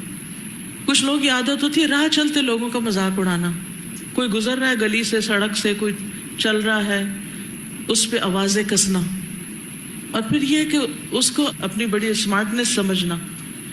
تو یہ کوئی معمولی جرم نہیں ہے، بہت بڑی بات ہے۔ سوال ہے کہ اگر ہم ایک اپنی محفل میں بیٹھے ہیں، مثلاً ہم مل کے قرآن پاک ہی پڑھ رہے ہیں اور ہمارے درمیان کسی کو جھونکا آ گیا اور تھوڑی سی توجہ بٹ گئی اس کی، ہے نا، تو اگر بے ساختہ اس پہ ہم ایک اسمائل آ جائے، یعنی وہ اس کو تحقیر کرنے کے لیے نہیں، پھر بھی غلط ہو گیا، کیونکہ کوئی اور آپ کو دیکھ کے وہ بھی اس کی طرف دیکھے گا۔ اچھا امام بخاری ایک شخص کے پاس گئے اور اس سے حدیث لے رہے تھے، تو وہ نابینا تھے، تو بولتے ہوئے وہ اس طرح بول رہے تھے، بولنے کے انداز میں کچھ ایسا تھا کہ ان کے منہ پہ اسمائل آ گئی۔ اب چونکہ وہ نابینا تھے، دیکھ نہیں سکتے تھے، تو انہوں نے بعد میں معافی مانگی ان سے کہ آپ مجھے نہیں دیکھ سکتے تھے لیکن آپ کے انداز پر میں مسکرا پڑا تھا جو کہ درست نہیں تھا. یہ ہے تقویٰ. تو اسی طرح اگر ہم یعنی بات کر رہے ہیں کسی اور کانٹیکسٹ میں، درمیان میں بعض اوقات بہن بھائیوں میں سے ہی نا کوئی اور ہی بات کہیں کی نکال لائے گا، سوال گندم جواب چنا، تو ہم سب ہنس پڑتے ہیں جیسے آپس میں بہن بھائی. وہ اگر تو ایسی اس طرح ہے کہ سب یہ جانتے ہیں اور اس کو کوئی مائنڈ نہیں کر رہا ہے کچھ، تو اس کی بھی ایک حد ہونی چاہیے کہ بات سے بات نکالتے ہوئے جسے خوش ہو رہے ہوتے اس میں، یعنی کہ دوسرے کی تحقیر مقصود نہیں ہوتی بلکہ اس کو انڈائریکٹلی اپریشیٹ کیا جا رہا ہوتا ہے. لیکن جہاں یہ پتہ ہو کہ کوئی بھی شخص سینسٹیو ہے اور ہماری بات کو مائنڈ کرے گا تو بہت ہی کیئرفل ہونے کی ضرورت ہے، اور خصوصاً جو لوگ اکٹھے رہتے ہیں. اسی طرح مثلاً کوئی سو کے اٹھتا نہیں، کسی کو جگا رہے ہیں آپ تو تانے دے دے کے جگانا. اسی طرح کلاس میں اگر کوئی پڑھ نہیں پا رہا، کوئی کمزور ہے پڑھنے میں یا سبق یاد نہیں ہو پا رہا تو اس کو اس چیز کے تانے دینا. یعنی کوئی بھی ایسی چیز کہ جس سے دوسروں کو پریشان کیا جائے، سامنے یا پیچھے، ان سب معاملوں میں محتاط ہونے کی ضرورت ہے. کام چور اور اس طرح کی چیزیں، یعنی تانا دے کے بات کرنا. پھر آپ دیکھیے کہ عموماً لوگ کسی کی چال کا مذاق اڑانے لگتے ہیں، اس طرح چل چل کے دکھا رہے ہوتے ہیں، نقلیں اتارتے ہیں چال کی. پھر اسی طرح کبھی کسی کے بیٹھنے کے انداز میں، یعنی بغیر بولے صرف اس کی طرح بیٹھ کے نقل اتار کے بتاتے ہیں. اور کچھ لوگوں نے تو اس کو اتنا فن بنایا ہوا ہے کہ پارٹی ہوتی ہے، کچھ تو اپنے استادوں کا بھی بیٹھ کے مذاق اڑا رہے ہوتے ہیں، کلاس فیلوز کا، اس کا اس کا. کیا واقعی ہمارا دین ہمیں اس کی اجازت دیتا ہے کہ کسی کا بھی ہم مذاق اڑائیں؟ اب ایسے پروگرامز دیکھنے بھی نہیں چاہیے کیونکہ پھر انسان غیر محسوس طریقے سے ان عادتوں کو اپنا لیتا ہے. کسی کے کھانے کے انداز پر، کسی بھی چیز پر اگر کوئی بھی ایسی چیز کسی کا عیب نظر آ رہا ہے تو کرنا کیا چاہیے؟ جا کے سب میں بات کرنی چاہیے کہ میں نے ڈھونڈ لیا، دیکھ لیا فلاں کا عیب، تاکہ اس کو ذلیل کیا جائے. اور پھر چیخ چلا کے بولنا کسی کے سر پہ اور اس کو ذلیل کرنا، یہ کسی مسلمان کا کام نہیں ہو سکتا. انجام دیکھ لے ہر شخص جو بھی ایسا کرتا ہے. ویل لکل ہمزۃ لمزہ. اور پھر الذی جمع مالا وعددا، یہ اندر کا شح اور تنگی اور بخل اور مال کی محبت، دنیا کی محبت، اور بعض اوقات کسی بھی ایسی چیز کی محبت کہ جو اس کو اپنے اخلاق، اپنی تربیت سے غافل کیے ہوئے ہے. اور پھر وہ سمجھتا ہے کہ مال کی وجہ سے اس کے سارے عیب چھپ جائیں گے. وہ ہر ایسی فضول بات کرنے کا حق رکھتا ہے. کلا، ہرگز نہیں، یہ مت سوچو، ایسا نہیں ہو سکتا. حقیقت یہ نہیں جو وہ سوچ رہا ہے. لَيُنبَذَنَّ فِي الْحُطَمَةِ، وہ ضرور ڈالا جائے گا حطمہ میں. حطمہ کا لفظ جو ہے یہ حطمہ سے ہے، روند ڈالنا، پیس ڈالنا، کرش کر دینا. اور یہ جہنم کے ناموں میں سے ایک نام ہے، یا جہنم کا ایک طبقہ ہے، یعنی ایک حصہ ہے. آتا نا لا يحتمنکم سلیمان و جنودہ، سلیمان علیہ السلام اور ان کے لشکر تمہیں پیس نہ ڈالے. تو وہ جہنم میں ڈالا جائے گا حطمہ میں. وما ادراک ما الحطمہ، اور تم کیا جانو کہ یہ حطمہ ہے کیا؟ یہ حطمہ کیا چیز ہے؟ یہ توڑ پھوڑ دینے والی ہے کیا؟ نار اللہ، اللہ کی آگ. یہ اضافت ہے اللہ کی طرف آگ کی تحویل کے لیے، ہول دلانے کے لیے. الموقدہ، جو بھڑکائی جا چکی ہے ہزاروں سال سے، 1000 سال تک بھڑکائی گئی تو وہ سفید ہو گئی، پھر سرخ ہو گئی، پھر سیاہ ہو گئی، جس سے پیچھے ہم پڑھ چکے ہیں نار حامیہ. اور موقدہ جو ہے یہ دراصل کیا ہے؟ مفعول ہے، یعنی کہ جو بھڑکائی جا چکی ہے اللہ کے حکم سے، اللہ کی قدرت سے. التی، وہ جو تطلع، چڑھ جائے گی، اوپر چلی جائے گی. اطلاع، یطلع، اطلاع کا مطلب ہوتا نا یعنی طلوع ہونے سے، سورج کا طلوع ہونا.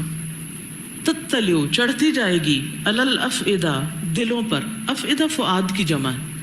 قلب اور فؤاد میں فرق کیا؟ قلب عمومی لفظ ہے، فؤاد اندر کے حصے کو کہتے ہیں، اندر تک.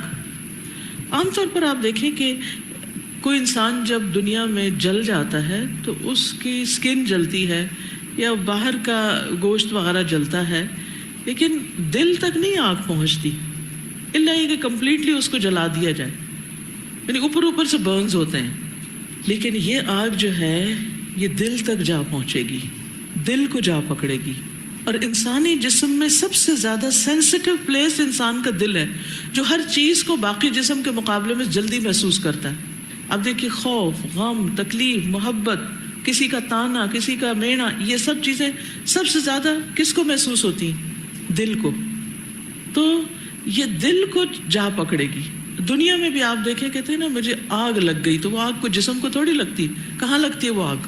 دل کو لگتی. کسی کے تانے پہ، کسی کے الزام تراشی پہ، کسی کی غیبت پہ وہ آگ دل میں بھڑکتی ہے. تو اس شخص نے دنیا میں لوگوں کے دلوں میں آگ بھڑکائی تو اللہ سبحانہ وتعالیٰ نے اس کو کس انجام سے دوچار کیا؟ جہنم کی اس آگ سے جو اس کے دل کو جا پکڑے گی. کیونکہ مال کی محبت بھی کہاں ہوتی ہے؟ دل میں. یہ جو تانے زبان سے انسان دیتا ہے، یہ اشاروں سے کسی کا مذاق اڑاتا ہے، یہ بظاہر تو زبان کا یا آنکھ کا ایکشن ہے، لیکن اس کا بھی اصل منبع اور سورس کیا ہے؟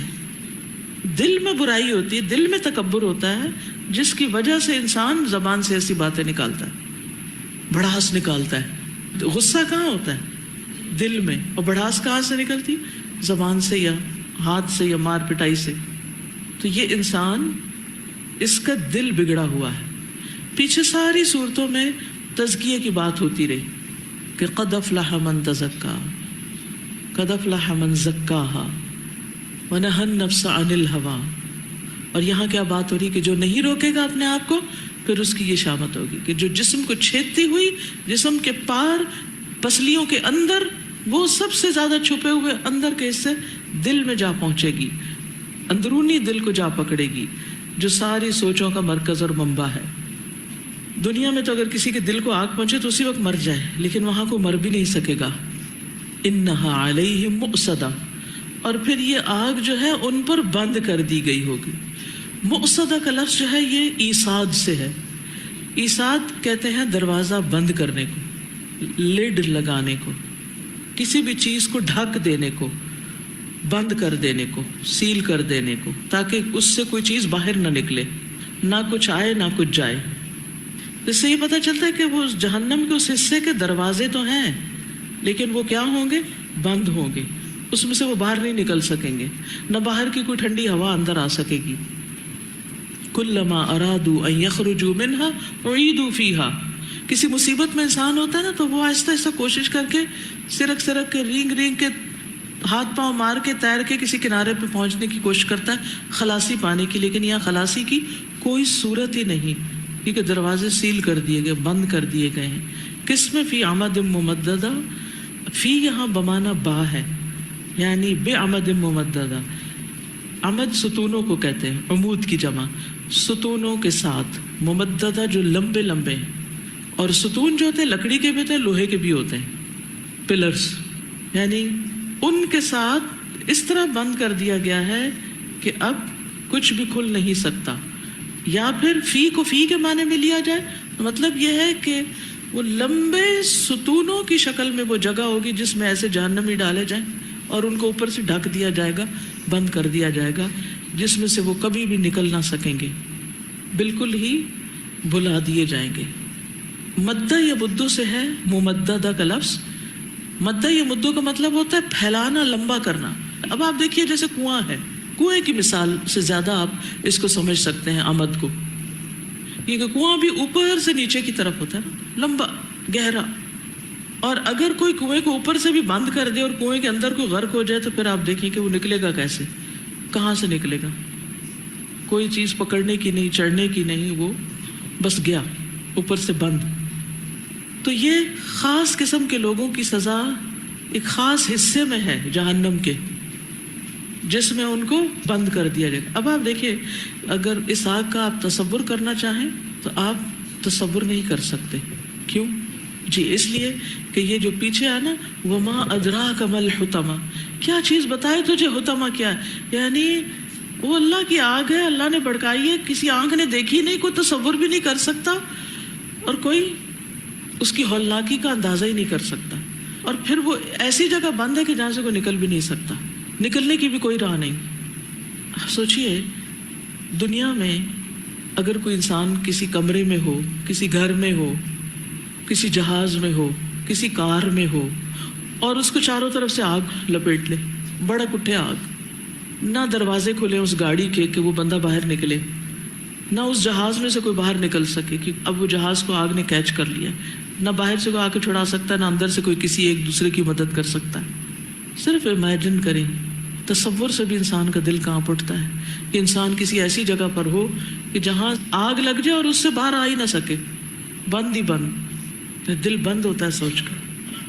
لیکن آپ دیکھیے کہ کتنے بے شمار لوگ اس عادت کا شکار ہیں جو دن رات غیبت کرنے کے اور تانے دینے کے سوا کوئی کام نہیں کرتے۔ ان کی زبان سے جب کچھ نکلتا کسی کی برائی ہی نکلتی، دوسروں کو ذلیل ہی کرتے رہتے ہیں۔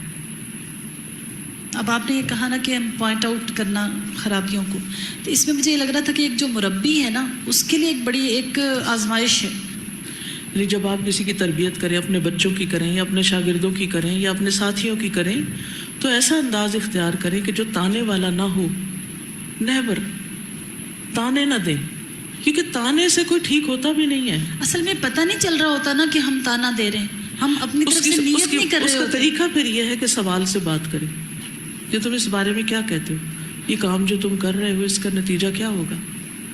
یعنی تربیت کا انداز، نبی صلی اللہ علیہ وسلم کی تربیت کا جو انداز ہے وہ کتاب پڑھنے کی، غلطیوں کی اصلاح کا نبوی طریقہ کہ کس طرح آپ نے اصلاح کی۔ اصل میں استاذہ ہوتا یہ کہ جب ہم تھک جاتے ہیں نا تو پھر ہم یہ شارٹ کٹ یہ چلاتے ہیں کہ تم کتنی دفعہ تمہیں کہا ہے، تم آخر کب سمجھو گے، بس چیخ چلا کے دوسروں کے اوپر اپنا غصہ نکال کے ہم سمجھتے ہیں ہم نے اصلاح کر دی اور تربیت کر دی۔ کیا نبی صلی اللہ علیہ وسلم بھی ایسی اصلاح کیا کرتے تھے؟ یہی طریقہ اختیار کرتے تھے؟ تو جتنے بھی لوگ کسی بھی طرح دوسروں کی تربیت کے کام پر ہیں ان سب کو اچھی طرح سمجھنے کی ضرورت ہے۔ کہتے ہیں نا کہ وہ ایک کلمہ انسان زبان سے نکالتا ہے اور اس کی وجہ سے جہنم کی کھائیوں میں جا گرتا ہے۔ یہی تو وہ کھائیاں ہیں اور یہی تو الفاظ ہوتے ہیں کہ جو انسان دوسروں کو ذلیل کرنے کے لیے استعمال کرتا رہتا ہے۔ اس میں آپ دیکھیے غیبت، چغلی، الزام، تانا، وہ ساری چیزیں جن کا سورۃ الحجرات میں ذکر ہوا وہ یہاں پر آ گئی۔ اور آپ دیکھیے کہ بالکل قرآن مجید کے اختتام پر کس چیز سے ڈایا جا رہا ہے۔ شروع میں آنا سورت کے ویل لکل ہمزہ، تو وہ پھر اینڈ پہ بتا دیا گیا کہ وہ ویل اصل میں ہے کیا، وہ جہنم کی وہ وادی ہے جہاں سے کوئی نکل نہیں سکے گا۔ اور نبی صلی اللہ علیہ وسلم نے بھی جو چغل خور ہیں اور ایسے لوگ ان کے بارے میں بتا دیا ہے۔ آپ نے فرمایا کہ اللہ کے بہترین بندے وہ ہیں کہ انہیں دیکھ کر اللہ یاد آ جائے، اور بدترین بندے وہ ہیں جو چغل خوری کرتے ہیں۔ چغل خوری کیا ہوتا ہے؟ کسی کی کوئی خامی خرابی دیکھی اور جھٹ سے جا کے دوسروں میں اس کو بتا دیا، ہر ایک کو بتا دیا۔ پھر کیا ہوتا ہے؟ وہ سارے لوگ اس شخص کے خلاف سوچنے لگتے ہیں، اس کے بارے میں سوچنا، اچھا یہ ہے، وہ یہ ہے، ہر کوئی پوائنٹ آؤٹ کر رہا ہوتا ہے، اچھا یہ ہے چور، یہ ہے فلاں، یہ ہے فلاں۔ رسول اللہ صلی اللہ علیہ وسلم نے فرمایا چغل خور جنت میں نہ جائے گا، جائے گا ہی نہیں۔ آپ نے فرمایا کہ میں تمہیں یہ نہ بتاؤں کہ عدھ کیا ہوتی ہے؟ اس سے مراد وہ چغلی ہے جو لوگوں کے درمیان نفرت پیدا کر دے، اور ایک روایت میں ہے وہ چغلی جو لوگوں کے درمیان فساد پیدا کر دے، آپس کے تعلقات خراب ہو جائیں، محبتیں ختم ہو جائیں، ایک دوسرے کا احترام ختم ہو جائے۔ اعوذ باللہ من الشیطان الرجیم، بسم اللہ الرحمن الرحیم، ویل لکل ہمزۃ لمزہ الذی جمع مالا وعددہ يحسب أن ماله أخلده كلا لينبذن في الحطمة وما أدراك ما الحطمة نار الله الموقدة التي تطلع على الأفئدة إنها عليهم مؤصدة في عمد ممددة۔ اللہم انا نعوذ بک من النار۔ دوسری خرابی جس کا خاص طور پر ذکر کیا گیا وہ مال کو گن گن کے جمع کر کر کے رکھنا اور اس کو صدقہ نہ کرنا، دینا نہیں، نکالنا نہیں۔ اس کے بارے میں نبی صلی اللہ علیہ وسلم نے حضرت اسما کو تلقین کی تھی۔ وہ کہتی ہے کہ آپ نے مجھ سے فرمایا خرچ کرو یا کچھ نہ کچھ دیا کرو اور گن گن کر نہ دو۔ کیا ہے؟ گن گن کے نہ دو، ورنہ اللہ تعالیٰ تمہیں بھی گن گن کر دے گا۔ یعنی کھلا دیا کرو. حضرت اسما کہتی ہیں ایک مرتبہ رسول اللہ صلی اللہ علیہ وسلم میرے پاس سے گزرے. اس وقت میں کچھ گن رہی تھی اور ناپ رہی تھی. آپ نے فرمایا اے اسما اسے گن گن کے نہ رکھو ورنہ اللہ بھی تمہیں گن گن کر دے گا. وہ کہتی ہیں کہ رسول اللہ صلی اللہ علیہ وسلم کے اس فرمان کے بعد میں نے اپنے پاس سے کچھ جانے والے یا آنے والے کو کبھی نہیں گنا.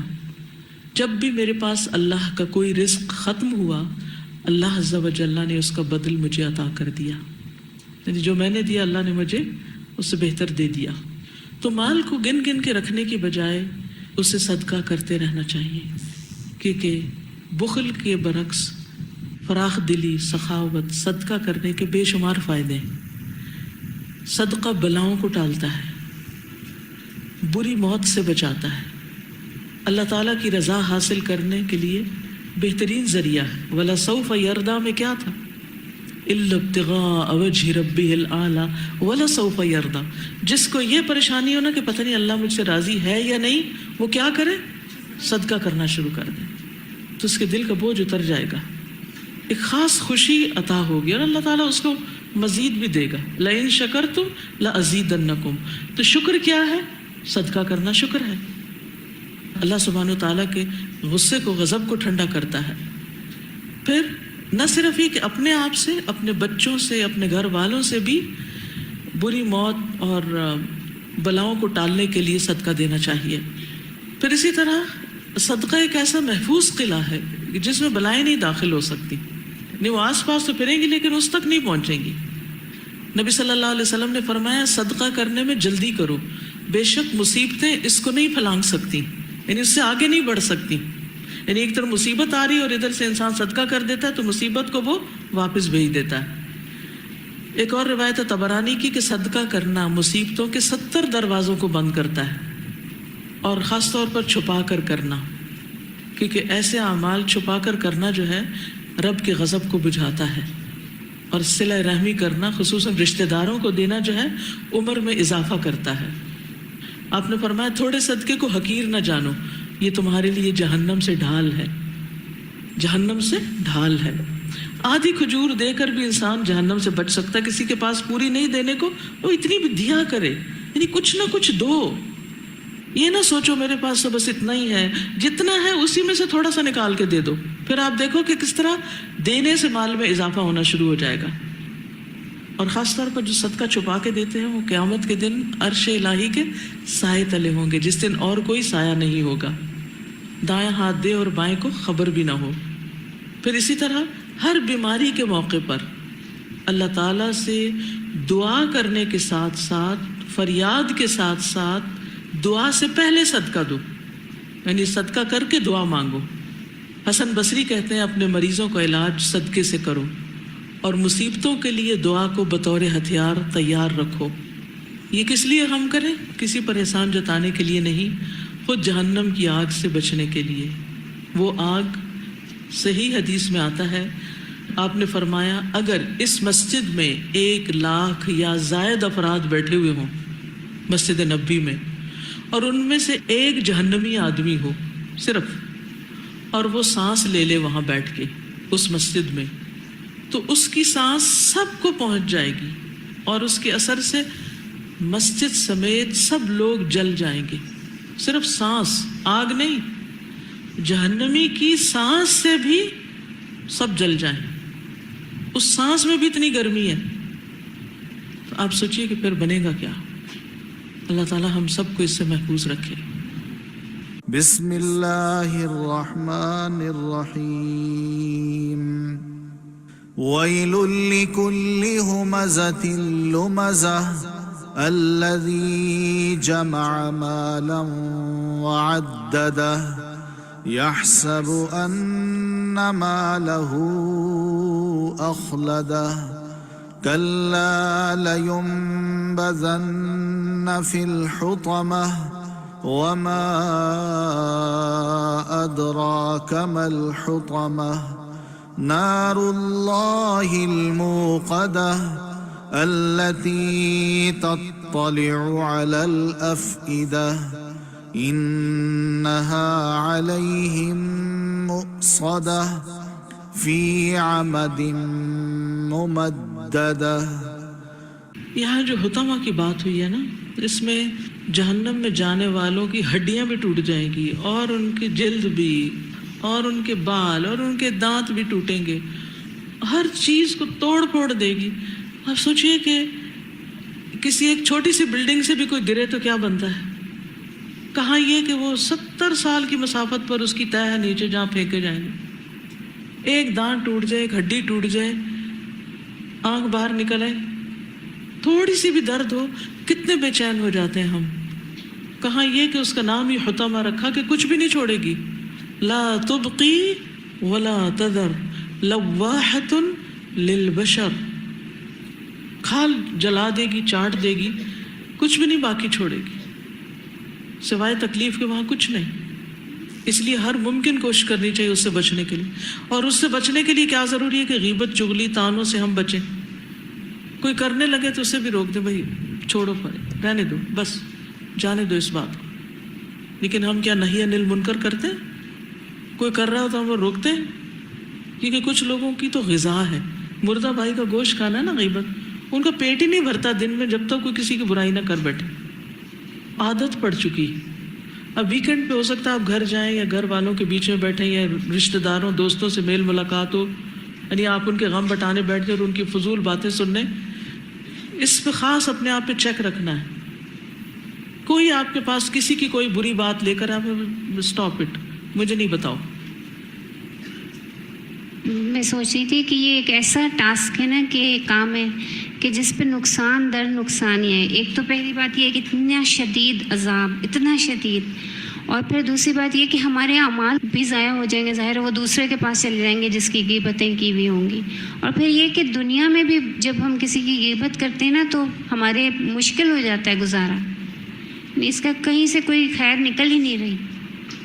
میں کہہ رہی تھی کہ ہم غیبت سے تو اکثر بچ جاتے ہیں، لیکن ہم کہتے ہیں کہ نہیں میں کسی سے نہیں ڈرتی، میں غیبت نہیں کرتی، میں منہ پہ بات کر دیتی ہوں. تو یہ طعنہ ہو جاتا تو ہے. یہ طعنہ ہم آرام سے دے دیتے ہیں، اور پھر اس سے کہتے ہیں کہ میں کسی سے نہیں ڈرتی، میں غیبت تو نہیں کرتی، میں منہ پہ بندے کی بات کرتی ہوں. تو یہاں یہی بات ہے نا کہ ہمزہ تے بالکل ہمزہ اور لمزہ میں یہ دونوں چیزیں آتی ہیں، پیٹھ پیچھے بھی اور سامنے بھی، دونوں ہی برا ہے. یعنی کسی پہ برسنا شروع کر دینا، چیخنا چلانا، خواہ مخواہ اس کی بے عزتی کر دینا. یعنی جو باتیں ہم آرام سے کر سکتے ہیں ان میں چلانا ضروری ہوتا ہے اور بدتمیزی کرنی ضروری ہوتی ہے. خاص طور پہ چغلی کے حوالے سے عذاب قبر کی بات بھی آئی ہے نا کہ اس میں بھی ہے. اور پھر یہ کہ ہم بعض دفعہ بات کرتے ہوئے کچھ لوگوں کو تو ٹھیک ہے ہم کہتے ہیں غیروں کی بات نہیں، لیکن بعض دفعہ سیاست دان یا کچھ ایسے جو فگرز ہوتی ہیں، میڈیا فگرز یا کچھ بھی ایسے ہوتے ہیں، ان کے بارے میں بات کرتے ہوئے ہم اتنے کیجول ہو جاتے ہیں اور ہمارا خیال ہوتا ہے ان کی بے عزتی غائبانہ کر لینا یا ان کو اس طرح سے ہاں وہ حلال، ان کی عزتیں حلال ہیں. ہو سکتا ہے کہ لوگوں کی برائیوں سے وہ تو چھٹ جائیں اور برائیاں کرنے والے پکڑ لیے جائیں. ابھی کوئی جیسے، اور بلکہ ہم اس پہ ہنس پڑتے ہیں اس بات پہ. اگر کوئی ان کی ہدایت کی بات کرے تو ہمیں لگتا ہے جیسے وہ تو ہدایت سے بالکل ہی فارغ ہیں، ان کی تو بات ہی اگر کوئی اس طرح کرے. ابھی کوئی بات ہو رہی تھی حج پہ جانے کی کہ وہاں لوگ یاد آتے ہیں، وہاں جب آپ جاتے ہیں تو کسی نے کہا ہاں میں حج پہ گئی تھی تو مجھے بار بار وہاں نا شاہ رخ خان یاد آ رہا تھا. اب سب ہنس پڑے اس بات پہ. میں نے اس پہ فوراً کہا، میں نے کہا مجھے خود ایسی فگرز وہاں پہ یاد آئیں میڈیا کی کہ میں نے باقاعدہ ان کے لیے دعا کی اور مجھے انتظار تھا کہ ان لوگوں کو میں دیکھوں کہ وہ شخص لوگ جو ہیں وہ ہدایت کی طرف آ رہے ہیں اور وہ میڈیا سے نکل گئے ہوں. اور واقعی وہ میڈیا سے نکل گئے اس وقت. یعنی ہم یہ بھی تو ایک ہمارا المیہ ہے کہ ہم ایسے لوگوں کی تو لیے دعا ہی نہیں کرتے، بالکل، نہ سیاست دانوں کے لیے نہ ایسے لوگوں کے لیے،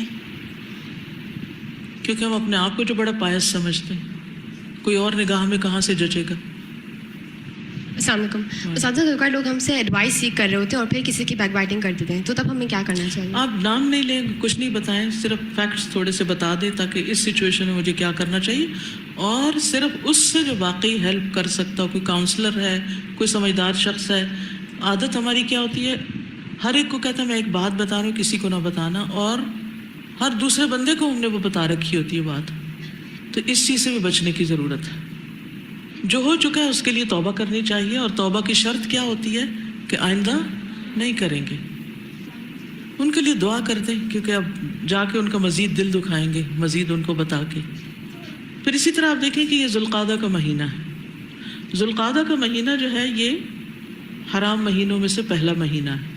نبی صلی اللہ علیہ وسلم نے زندگی میں 4 عمرے کی اور چاروں اس مہینے میں کیے، سوائے حج کے ساتھ اور حج تمتع کے ساتھ جو آپ کا عمرہ تھا وہ آپ نے ذوالحج میں کیا. اس مہینے کو حرمت والا کہا گیا ہے، اور حرمت میں جان، مال اور عزت آبرو سبھی چیزیں شامل ہیں. ان عدت الشہور عند اللہ 12 شہرا فی کتاب اللہ یوم خلق السماوات والارض منها 4 حرم ذلک الدین القیم فلا تظلموا فیہن انفسکم. ان مہینوں میں اپنی جانوں پر اپنے آپ پہ ظلم نہ کرو. یعنی جب ہم کسی کی غیبت کر رہے ہیں تو ظلم کس پہ کر رہے ہیں؟ سزا کون بھگتے گا؟ جو کرنے والا ہے وہ بھگتے گا. فلا تظلموا فیہن انفسکم. عام مہینوں میں، عام دنوں میں بھی برائی کرنا برا ہے، لیکن ان مہینوں میں ذوالقعدہ، ذوالحجہ، محرم اور رجب، پھر رمضان، ویسے رمضان کا مہینہ ہے. 4 مہینے تو ہماری ٹریننگ کے ہیں. اس کا مطلب نہیں باقی مہینوں میں تم کر سکتے ہو، مطلب یہ ہے کہ 4 مہینے بھی انسان سال کے رک جائے نا کسی بری عادت سے، اس کو یاد دہانی کرا دیجیے تو شاید باقی حصہ بھی زندگی کا صحیح بسر کر لے. اور اس میں آپ دیکھیے کہ بعض اوقات ہم کسی کو قتل تو نہیں کرتے، جان نہیں لیتے، چوری بھی نہیں کرتے، مال بھی نہیں لیتے، لیکن عزتوں کے پیچھے ہوتے.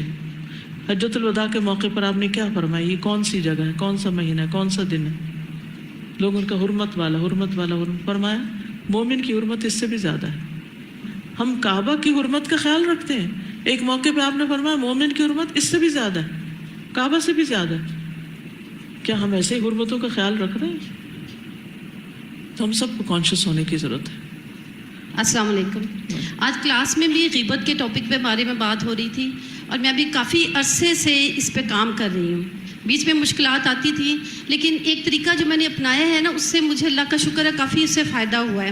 کہ جب ایسی بات ہو رہی ہوتی ہے نا، کبھی تو ہوتا ہے کہ دھیان نہیں جاتا، ساتھ شامل ہو جاتے ہیں، پھر جب خیال آتا ہے تو میں نے یہ دیکھا اگر اس کا ٹاپک بالکل ہی چینج کر دیا جائے نا، میں اب اکثر یہ کرتی ہوں، اچھا ذرا مجھے یہ بتائیں کہ فلاں چیز کیسے بنائی جا سکتی ہے. ٹھیک ہے، ریسیپی کے بارے میں پوچھ لیا، یا یہ ہے کہ کوئی اور بات کا ٹاپک بالکل ہی چینج کر دیا جائے نا، تو الحمدللہ میں نے اب اس میں مجھے مشکل نہیں پیش آتی. اور میری مدر ان لا ماشاءاللہ بہت اچھی ہیں، کافی ہمارا کچن میں بھی انٹریکشن رہتا ہے. تو اب ظاہر ہے جب سے میں نے ترجمہ پڑھا نا، تو مجھے ذرا کافی پریشانی ہوتی تھی کہ اب کیسے اس سے چھٹکارا حاصل کیا جائے، کیونکہ تھوڑی دیر کے بعد بات شروع ہو جاتی تھی. تو میں نے ان کو جب پین قرآن اب کافی عرصہ ہو گیا لے کے دیا ہے، تو وہ ماشاءاللہ کافی وہ پڑھتی رہتی ہیں.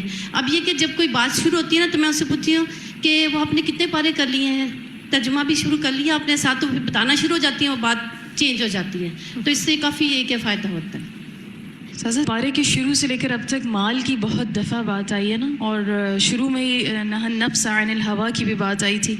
تو مجھے ایسا محسوس ہو رہا تھا جیسے پورے پارے میں نا تزکیے کا ایک بہت زبردست انداز، اور اللہ تعالیٰ نے ہمارا یعنی آخری لمحوں پہ آخری پارہ جب انسان پڑھ رہا ہو تو خوب اپنے نفس کا تزکیہ کر لے، اور تزکیے کا ذریعہ بھی بتا دیا کہ مال، اور مال کو بھی پھر کس کس طرح سے استعمال کرنا ہے، اور اس کے ساتھ کیا کیا خرابیاں آ جاتی ہیں، ان سب کا ذکر ہو گیا یہاں پر. اور وہ جو نبی کریم صلی اللہ علیہ وسلم دعا مانگا کرتے تھے نا کہ اللہم احینی مسکینا وامیتنی مسکینا واحشرنی فی زمرۃ المساکین، یہ دعا آتی ہے تو کبھی سمجھ نہیں آتا تھا کہ یہ مسکینی کی دعا اور اس طرح سے. اور لائف سٹائل بھی نبی صلی اللہ علیہ وسلم کا ہمیں یہی ملتا ہے. تو اندازہ اس صورت کو پڑھ کے خاص طور سے بہت اچھے طریقے سے ہو رہا ہے کہ مال کے ساتھ جو خرابیاں آ جاتی ہیں نا انسان کے اندر، بعض دفعہ دیندار ہوتے ہوئے بھی سب کچھ پڑھ کے سمجھ کے بھی انسان مال ہونے کے ساتھ جب ایسے کام کرنے لگتا ہے تو انسان کی تباہی کا باعث بنتے. تو اس لیے کیونکہ عموماً جب مال زیادہ ہوتا ہے نا، تو جو ذرا کم مال رکھتا ہے انسان کو حق سمجھتا ہے کہ میں اس کی بےزتی کر دوں، کہ بیچارہ بولے گا تو نہیں کیونکہ وہ میرا محتاج ہے. پھر اسی طرح یہ ہوتا ہے کہ انسان اپنے آپ کو بڑی چیز سمجھنے لگتا ہے، پھر اپنے آپ کو حق سے بالا سمجھنے لگتا ہے. مجھے کسی کی نصیحت کی ضرورت نہیں ہے، کیونکہ میں بہت اچھا انسان ہوں، اور اپنے بارے میں کچھ خوش فہمیاں، خوش گمانیاں ہونے لگتی ہیں کہ میں تو آلریڈی نیک ہوں، اسی لیے تو مجھے دنیا میں یہ سب کچھ مل گیا ہے، تو مجھے ضرورت نہیں ہے کسی اور کی. اور پھر مال کا چونکہ شو آف کرنا ہوتا ہے، لہٰذا لباس بھی ایسا پہنتے ہیں جس میں دکھاوا ہو، پردے کا بھی اس میں خیال نہیں ہوتا، کیونکہ ظاہر ہے کہ جب آپ کو دوسروں کے سامنے جانا ہے تو ان کو کیسے پتہ چلے گا آپ مالدار ہیں، جب تک آپ ان جیسے لباس نہیں پہنیں گے، ان جیسے اسٹائل اور طریقے اختیار نہیں کریں گے. تو ایک نہیں بے شمار خرابی ہیں. لیکن یہی مال اگر صحیح جگہ پر استعمال ہو تو الذی یؤتی مالہ یتزکیٰ وما لأحد عنده من نعمت تجزیٰ. إلا ابتغاء وجه ربه الأعلى ولسوف يرضى. تو رب کی رضا کا ذریعہ بھی بنتا ہے، اسی لیے اس کو خیر بھی کہا گیا ہے. لیکن کم ہی لوگ ایسے ہوتے ہیں کہ جو مال سے کوئی خیر کمائیں، عموماً شر کی طرف لے جاتا ہے. نبی صلی اللہ علیہ وسلم نے مال کو اپنی امت کا فتنہ قرار دیا کہ ہر امت کے لیے کوئی فتنہ، اور میری امت کے لیے مال فتنہ ہے.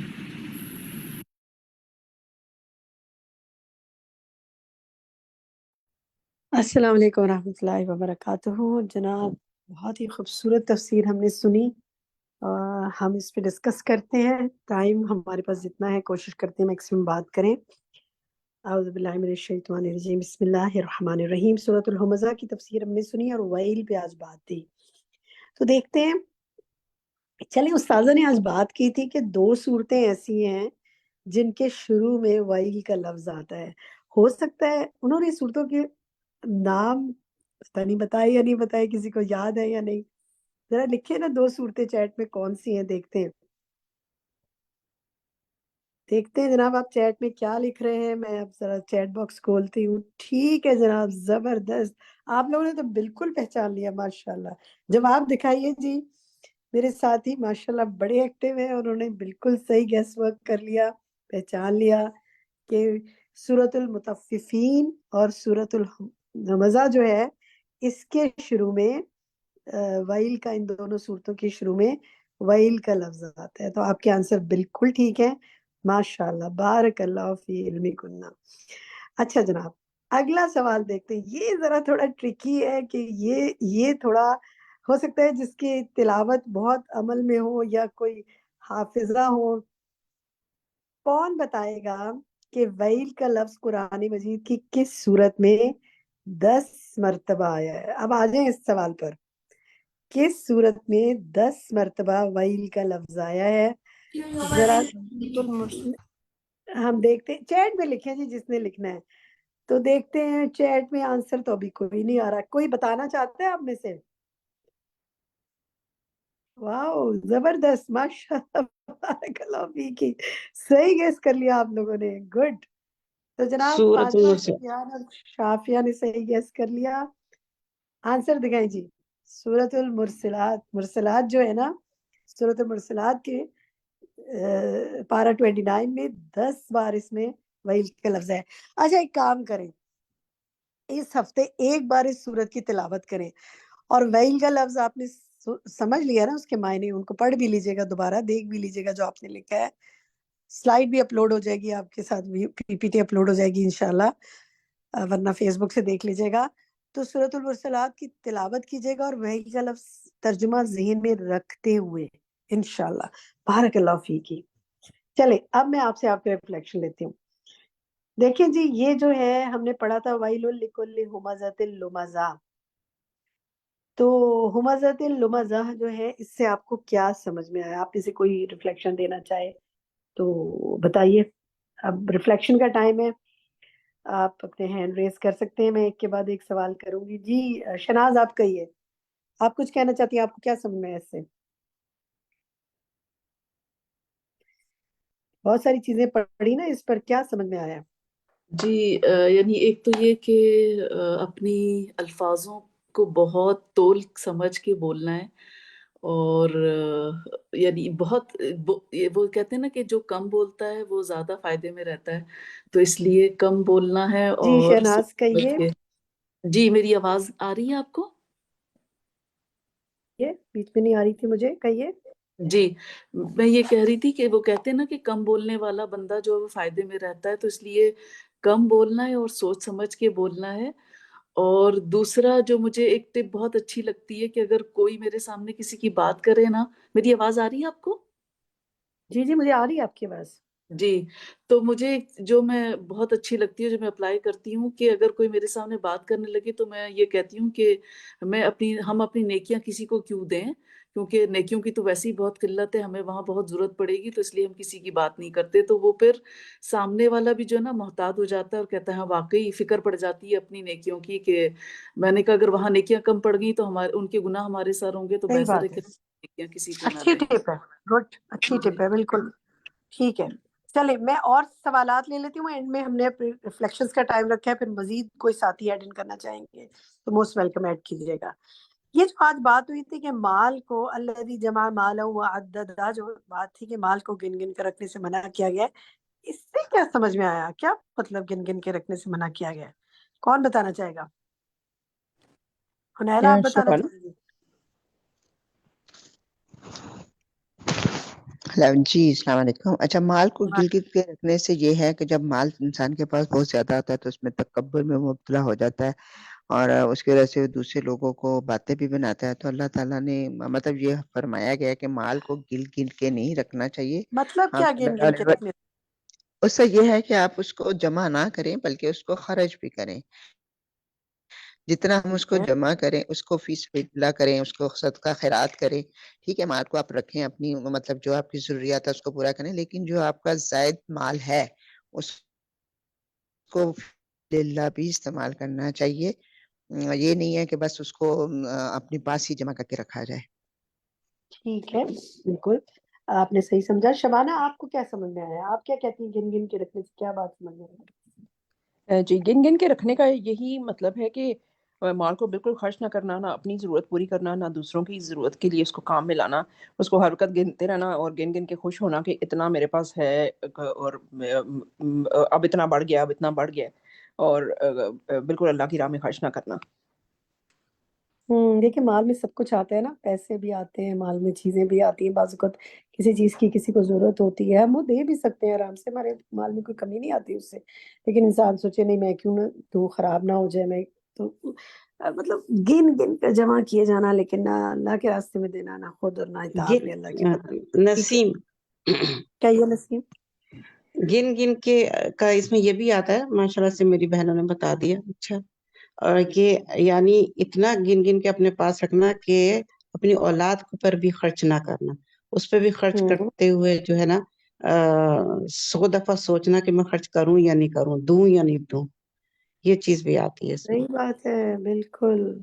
بعض لوگ دیکھیں ان کے پاس پیسے ہوتے ہیں, جمع کیے جاتے جی, ہیں, لیکن جو ضروری وہ ہوتا ہے بچوں کی حج تربیت, نہیں پہلے کرتے, تو عمرہ نہیں بیوی کا کرتے, ہے. جی ہاں بالکل, بیوی عبادات کا نہیں نہیں ہے کرتے. کہ اس کو اچھا کھلائے بنائے, اللہ تعالیٰ نے دیا بچوں کے اوپر تربیت کے لیے اچھا خرچ کرے, لیکن نہیں, وہ گن گن کر رکھتا ہے اپنے لیے کہ ان کے میرے پاس ہی حقوق ہے, ان رہے. کے حقوق پورے نہ کرنا. صحیح کہہ رہی ہیں جی آپ. اور جی, پھر وہ سارا کچھ یہیں چھوڑ کے چلے جاتے ہیں. ذرا یہ سوچیے چھوڑ نا, کر چلے جاتے ہیں بالکل. اور ایک پھر ایک ایکٹیویٹی کرتے ہیں. نہیں سوری, ایک بات ہے جی جب جی جانے کا ٹائم آتا ہے اللہ کے پاس واپسی کا بھی, پھر بھی اس کو اسی طرف دھیان رہتا ہے اور وہ غلط وصیت کر کے چلا جاتا ہے. اللہ معاف کرے اللہ تعالیٰ. اللہ ربنا لا تجعلنا منہم, بڑا ڈر لگتا ہے. آمین آمین. ایک کام کرنے نا, ذرا چلے 1 منٹ کے لیے سوچیں اپنے آس پاس نظر ڈالیں, پچھلے 1 سال 1.5 سال 2 سال یا پچھلی زندگی میں, یا کوئی اوروں کے بھی آپ نے واقعات دیکھے ہوں گے. کون لوگ تھے جو ان کو دنیا میں بہت نوازا تھا لیکن خرچ کرنے میں ہاتھ تنگ تھا, اور وہ سارا کچھ کیا ساتھ لے گئے؟ ذرا سے آنکھ بند کر کے سوچیں, تصور کریں.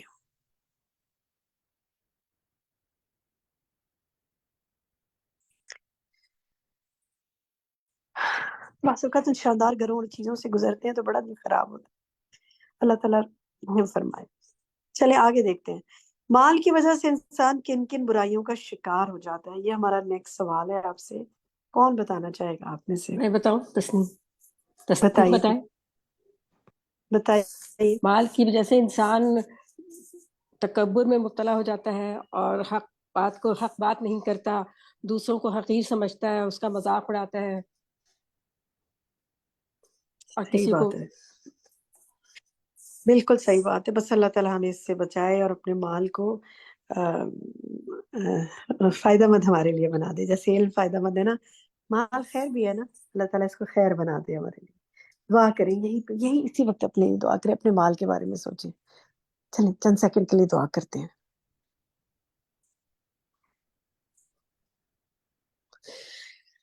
یا اللہ مجھے ایسا علم دے کہ میں اپنے مال کو بہترین جگہ پہ خرچ کروں. الحمدللہ. چلیے جی, کیبر کی کون اس کا ترجمہ کرے گا؟ جی خالدہ. میں چاہوں گی اور ساتھی کی آپ کھڑے کریں, میں کوئی نئے ساتھی کو موقع دوں. فرد مسعود آپ نے بات نہیں کی, آپ کہیں. ترجمہ کریں اس کا, کر سکتی ہیں؟ میں بتاؤں, تسنیم بتائیں. تسنیم آپ نے ابھی بتایا, میں چاہ رہی ہوں کسی اور ساتھی کو موقع دوں. بتایا یاسمین, آپ بتائیں. بطر الحق وغمز الناس, حق کا انکار اور لوگوں کو حقیر سمجھنا. گڈ. بطر الحق وغمز الناس, حق کا انکار کرنا اور لوگوں کو حقیر سمجھنا. تو مجھے یہ کام نہیں کرنا ہے. یہاں اپنے آپ کو یاد دہانی دلا دیں. چلیں جی نیکسٹ دیکھتے ہیں. اب ہم آپ سے پوچھتے ہیں, یہ بتائیے کہ غیبت کیا ہے اور چغل خوری کیا ہے؟ کیا ہے فرق دونوں میں؟ کون بتائے گا غیبت کیا ہے اور چغل خوری کیا ہے؟ کون بتا سکتا ہے؟ دیکھتے ہیں اور شبان. کون سے ہاتھ کھڑے ہو رہے ہیں ہمارے پاس. ذرا سے میں کسی نئے ہاتھ کی تلاش میں ہوں جس نے ابھی تک بات نہیں کی. خالدہ خانم, آپ بتائیں گی؟ جی میم, غیبت یہ ہے کہ کسی میں کوئی برائی ہو یا نہ ہو اس کو بیان کرنا, ٹھیک ہے. اور چغل خوری یہ ہے کہ آپ کسی میں کوئی برائی دیکھیں تو اس کو آگے پھیلا دیں اور اس طرح سے زبان زد عام ہو جائے وہ بات, اس کی برائی جو ہے وہ زبان زد عام ہو جائے. ٹھیک ہے, آپ نے درست کہا. قندیل, آپ کیا کہتی ہیں؟ آپ کو کیا سمجھ آتا ہے غیبت کیا اور چغل خوری کیا ہے؟ مجھے تو یہ لگتا ہے یہی چیز ہے کہ غیبت جو ہے کسی کی برائی کو وہ کرنا, آپ کسی میں کوئی برائی ہے اس کو بیان کرنا, اس کی پیٹھ پیچھے بولنا, کہ پوائنٹ آؤٹ کرنا اس کی برائی کو, اور وہ حق ہے, سچ ہے, یعنی کہ اس میں پائی جاتی ہے. اور چغل خوری سے فساد بھی برپا ہو جاتا ہے, اسی لیے چغل خوری کی جو ہے سخت مذمت اس کی بھی کی گئی ہے اور غیبت کی بھی نہیں, کی گئی ہے. ہے کیا چغل خوری؟ چغل خوری یہ ہے کہ میں نے کسی کی برائی دیکھی ہے تو میں اس سے کہتی ہوں تمہیں پتہ ہے اس کے اندر یہ برائی ہے, اور دوسرے کو کہتی ہوں وہ بھی یہ برائی رکھتا ہے, یعنی آپس میں فساد کروانا, لڑائی کروانا, کہ تمہارے بارے میں ہاں, اس نے یہ بات کی اور اس نے ٹھیک ہے, تمہارے بارے میں. ٹھیک, جزاک اللہ خیر. اچھا جناب, اب یہ دکھاتے ہیں اس کی ڈیفینیشن ایکسکیوز می میم, ایکسکیوز می جی کہیے. میم, مجھے کہنا یہ تھا کہ غیبت کے بارے میں کہا جاتا ہے, بلکہ مجھے اب حدیث کا مفہوم یاد آ رہا ہے, پوری بات یاد نہیں آ رہی ہے کہ میں اس کا ریفرنس دوں. آپ کے اس میں یہی سامنے ہے تھا وہ. کہ جی کسی میں اگر برائی ہے تو اس کا ذکر کرنا, اور اگر نہیں, یہ اس کی نہیں بھی ہے. ڈیفینیشن ہوتی ہے, اس کی ڈیفینیشن ہوتی ہے کہ کسی کی پیٹھ پیچھے ایسا تذکرہ کرنا جو اس کے سامنے کیا جائے تو اسے برا لگے. بس اسے ذہن میں رکھیں آپ. اس کا تعلق اس بات سے نہیں ہے کہ اس میں وہ ہے یا نہیں ہے, اس کا تعلق اس بات سے ہے کہ آپ اس کے سامنے وہ بات کریں تو اسے بری لگے. سبحان اللہ, ایسی کتنی باتیں ہیں جو ہم کہتے ہیں کسی کے بارے میں کہ اگر اس کے منہ پہ کہیں تو ہمارے ہوش اڑ جائیں, اور پھر کیا کہہ دیتے ہیں, میں تو اس کے منہ پہ بھی کہہ سکتی ہوں, تو منہ پہ کہہ دیں گے تو اگر اس میں نہیں ہے تو بہتان ہو گیا, اور اگر ہے تو پھر بھی اس کو برا تو لگے گا نا. تو اس لیے پھر اس کو سمجھانے کے لیے اس کے سامنے کے پیٹھ پیچھے بات نہ کریں اس کو. یہ بات ذہن میں رکھیں, بس یہ ہے اس کی بات, ٹھیک ہے. اور چغل خوری کا مطلب یہ ہے کہ لگائی بجائی کرنا, ایک کی بات دوسرے کو بتانا, باہم اختلاف پیدا کرنا. اب ہم آپ سے کہیں گے کہ ہم آپ کو چاہیں گے کہ آپ چغل خوری کی مثالیں سوچیں, ٹھیک ہے. چند مثالیں آپ کے سامنے ہم بتا دیتے ہیں کیونکہ ہمارے پاس اب وقت کم ہے, تو ہم آپ کو دکھا دیتے ہیں چند مثالیں. اس کو ذرا اپنی اپنی جگہ پڑھ لیں, اس کو نیکسٹ ٹائم ہم دوبارہ سے آپ سے ڈسکس کریں گے. سوچئے گا اور مثالیں, چغل خوری کی معاشرے میں کیا مثالیں نظر آتی ہیں, ذرا سوچئے گا. اگلی دفعہ اسٹارٹ آف دا کلاس میں آپ سے یہی ڈسکس کروں گی, کیونکہ آج اسٹارٹ میں ہم نے کافی ٹائم عربک میں اور ڈسکشن میں لے لیا تھا, تو نیکسٹ ٹائم ہم اس سوال کو کریں گے انشاءاللہ. نیکسٹ دیکھیے جی, اس کو چیٹ میں کمپلیٹ کیجیے. چغل خور ڈیش میں جنت میں نہیں جائے گا, جنت میں نہیں جائے گا. جنت میں نہیں جائے. ٹھیک ہے, اس کو کون مکمل کرے گا, اس فل ان دا بلینک کو؟ اللہ کے مومن بندے وہ لوگ ہوتے ہیں کہ انہیں دیکھ کر اللہ یاد آ جائے, اور اللہ کے ڈیش بندے وہ ہوتے ہیں جو چغل خوری کرتے ہیں. اللہ کے منافق بندے وہ ہوتے ہیں جو چغل خوری کرتے ہیں. یہ دونوں آنسر نہیں ہے. افشاں اشفاق, آپ بتائیے, آپ لکھ رہی ہیں, آپ بتائیے.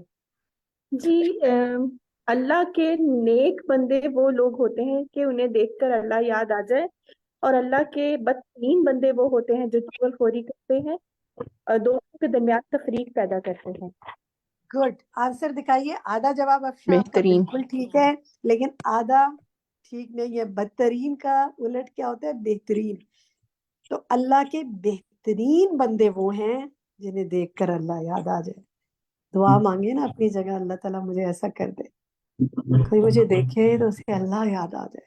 اتنا میرا عمل سننا مطابق اور قرآن کے مطابق الحمدللہ. اور مجھے اور آپ کو کس سے بچنا ہے؟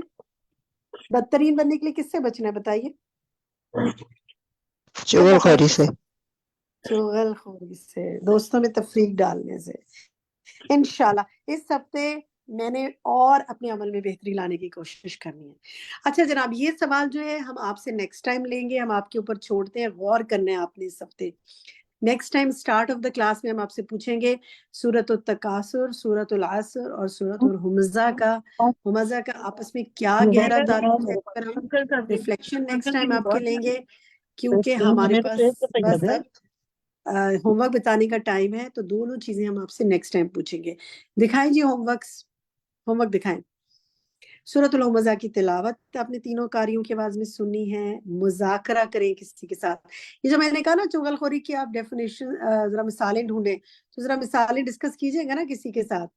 اور تینوں صورتوں کے بارے میں جو ہم نے پوچھا ہے آپ سے، اس کو آپ کسی کے ساتھ ڈسکس کریں تو آپ کو سمجھ میں آ جائے گا تینوں صورتوں میں کیا ہے انشاءاللہ. اور یہ سارے ہوم ورکس آپ کے ساتھ ہم گروپ میں شیئر کر دیں گے انشاءاللہ. اور اب ہے جناب آپ کا ٹرانسلیشن ٹائم، جس میں ہم ٹرانسلیشن کریں گے. نیکسٹ ٹائم ہم آپ سے دوبارہ عربک سنیں گے. آج کی نہیں، عربک ہم اس لیے نہیں سنیں گے کہ عربک تو الوقفات التدبریہ کی نیکسٹ ٹائم ہوگی سورت کی. تو نیکسٹ ٹائم جب الوقفات التدبریہ ہو جائیں گے نا، پھر عربک سنیں گے. اس دفعہ اسٹارٹ میں ہم آپ سے سورۃ الہمزہ پر ڈسکشن کریں گے اگلی کلاس میں. اور یہ تینوں صورتوں کا تقابل، آپ نے کیا سیکھا، کیا جانا، کیا تینوں کو آپ مطابقت دیکھتے ہیں ایک دوسرے کے ساتھ، وہ سیکھیں گے انشاءاللہ. ٹھیک ہے، بارک اللہ فیکن. وآخر دعوانا ان الحمد للہ رب العالمین. والسلام علیکم ورحمۃ اللہ وبرکاتہ.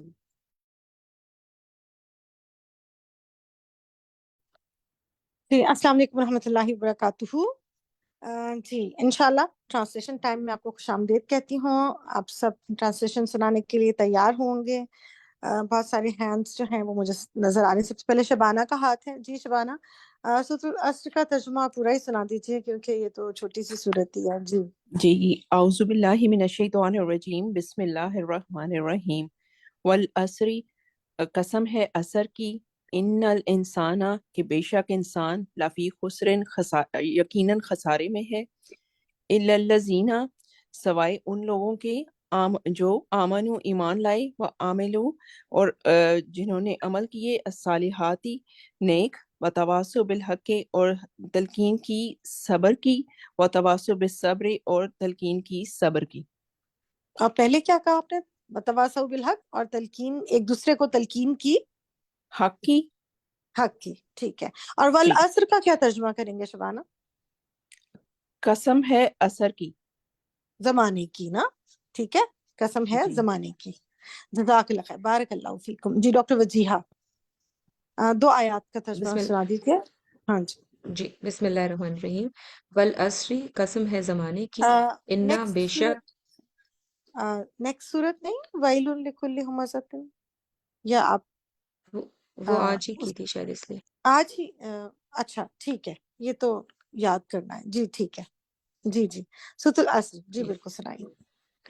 بسم اللہ الرحمن الرحیم. والعصر، قسم ہے زمانے کی، انا بے شک، الانسان، انسان، لفی خسر، یقیناً خسارے میں ہے. جزاک اللہ خیر. جی آگے پڑھو. نیکسٹ نہیں، جزاک اللہ خیر. آئی تھنک سب کو موقع دے دیتے ہیں. بارک اللہ فیکم. جی فاطمہ سفیان. اللہ، سوائے، الذین، ان لوگوں کے جو آمنو، ایمان لائے، وعملوا، اور انہوں نے عمل کیے، الصالحات، نیک، وتواصوا، اور ایک دوسرے کو تلقین کی، بالحق، حق کی، وتواصوا، اور ایک دوسرے کو تلقین کی، بالصبر، صبر کی. ماشاء اللہ، بارک اللہ فیکم. جی فرد مسعود. جی فرد، پہلی 2 آیات. والعصر، قسم ہے زمانے کی، انا، بے شک، الانسان، انسان، لفی خسر، یقیناً خسارے میں ہے. جی جزاک اللہ خیر، بارک اللہ.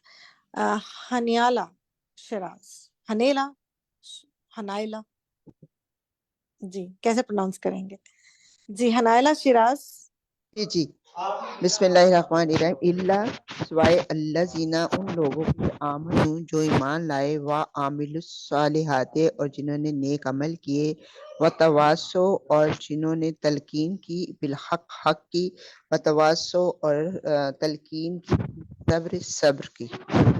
اچھا جب آپ سورۃ العصر کا ترجمہ یاد کریں نا تو اس میں یہ جو وتواصوا کا لفظ آ رہا ہے اس میں یہ خصوصی معنی ہے نا کہ ایک دوسرے کو تلقین کی اور پھر جی ایک جی دوسرے کو تلقین کی. یہ بڑا امپورٹنٹ ہے. ٹھیک ہے و تو تواسو اور ایک دوسرے ہاں کو ایک دوسرے اور تلقین ایک کی دوسرے کو بالحق. تلقین.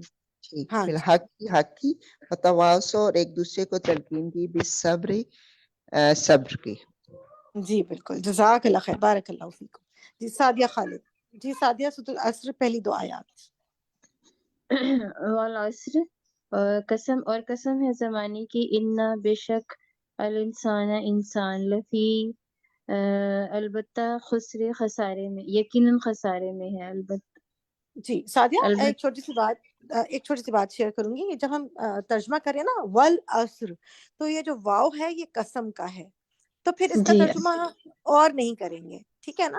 جی ٹھیک تو ہے جی ٹھیک کہ اس کا ترجمہ ہے قسم ہے قسم جو ہے آپ نے زمانے بالکل جزاک اللہ خیر بارک اللہ فیکم.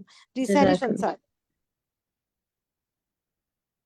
جی بسم اللہ الرحمن الرحیم. اللہ سوائے الذین وہ جنہوں نے آمنو عمل کیا ایمان لائے و عملو اور انہوں نے عمل کیا الصالحات نیک و تواصو اور ایک دوسرے کو تلقین کی بالحق حق کی و تواصو اور ایک دوسرے کو تلقین کی بالصبر صبر کی. ماشاء اللہ بارک اللہ فیکم. جی سائمہ اطرت. والعصر قسم ہے زمانے کی انا بے شک الانسان انسان لفی البتہ خسرن خسارے میں ہے. جی آگے کروں جزاک باجی؟ اللہ خیر. بس جزاک اللہ خیر بارک اللہ فیکم. جی طاہرہ یاسمین.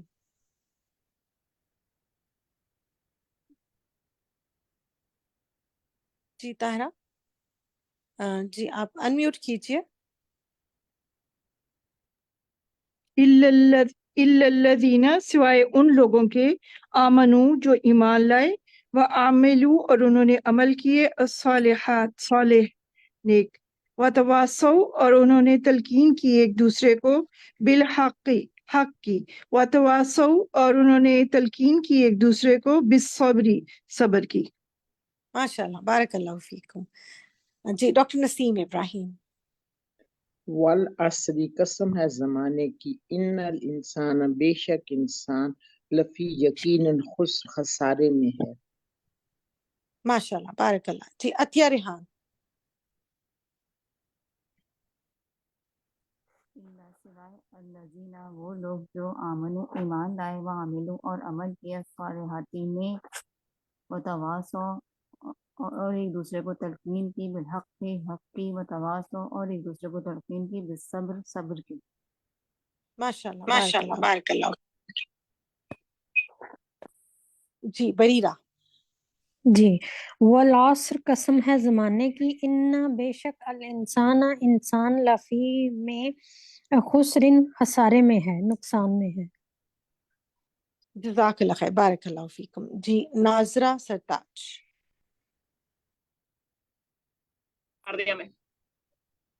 اللہ سوائے اللہ زین ان لوگوں کے آمنو جو ایمان لائے و عامل الصالحات اور نیک عمل کیے واتواصوا اور تلقین کی بالحق کی حق کی واتواصوا اور تلقین کی بالصبر صبر کی. آپ نے بھی اس کو یاد رکھنا ہے کہ اس کے اندر وتواصوا میں اور ایک دوسرے کو تلقین کی. ٹھیک ہے ایک دوسرے کا جو معنی پایا جاتا ہے نا اس کے اندر اس کو یاد سے ادا کرنا ہے اور اس کو یاد رکھنا ہے. جی زینب نوید. بسم اللہ الرحمن الرحیم. والعصر قسم ہے زمانے کی انا بے شک الانسان انسان لفی یقیناً خسرن خسارے میں ہے.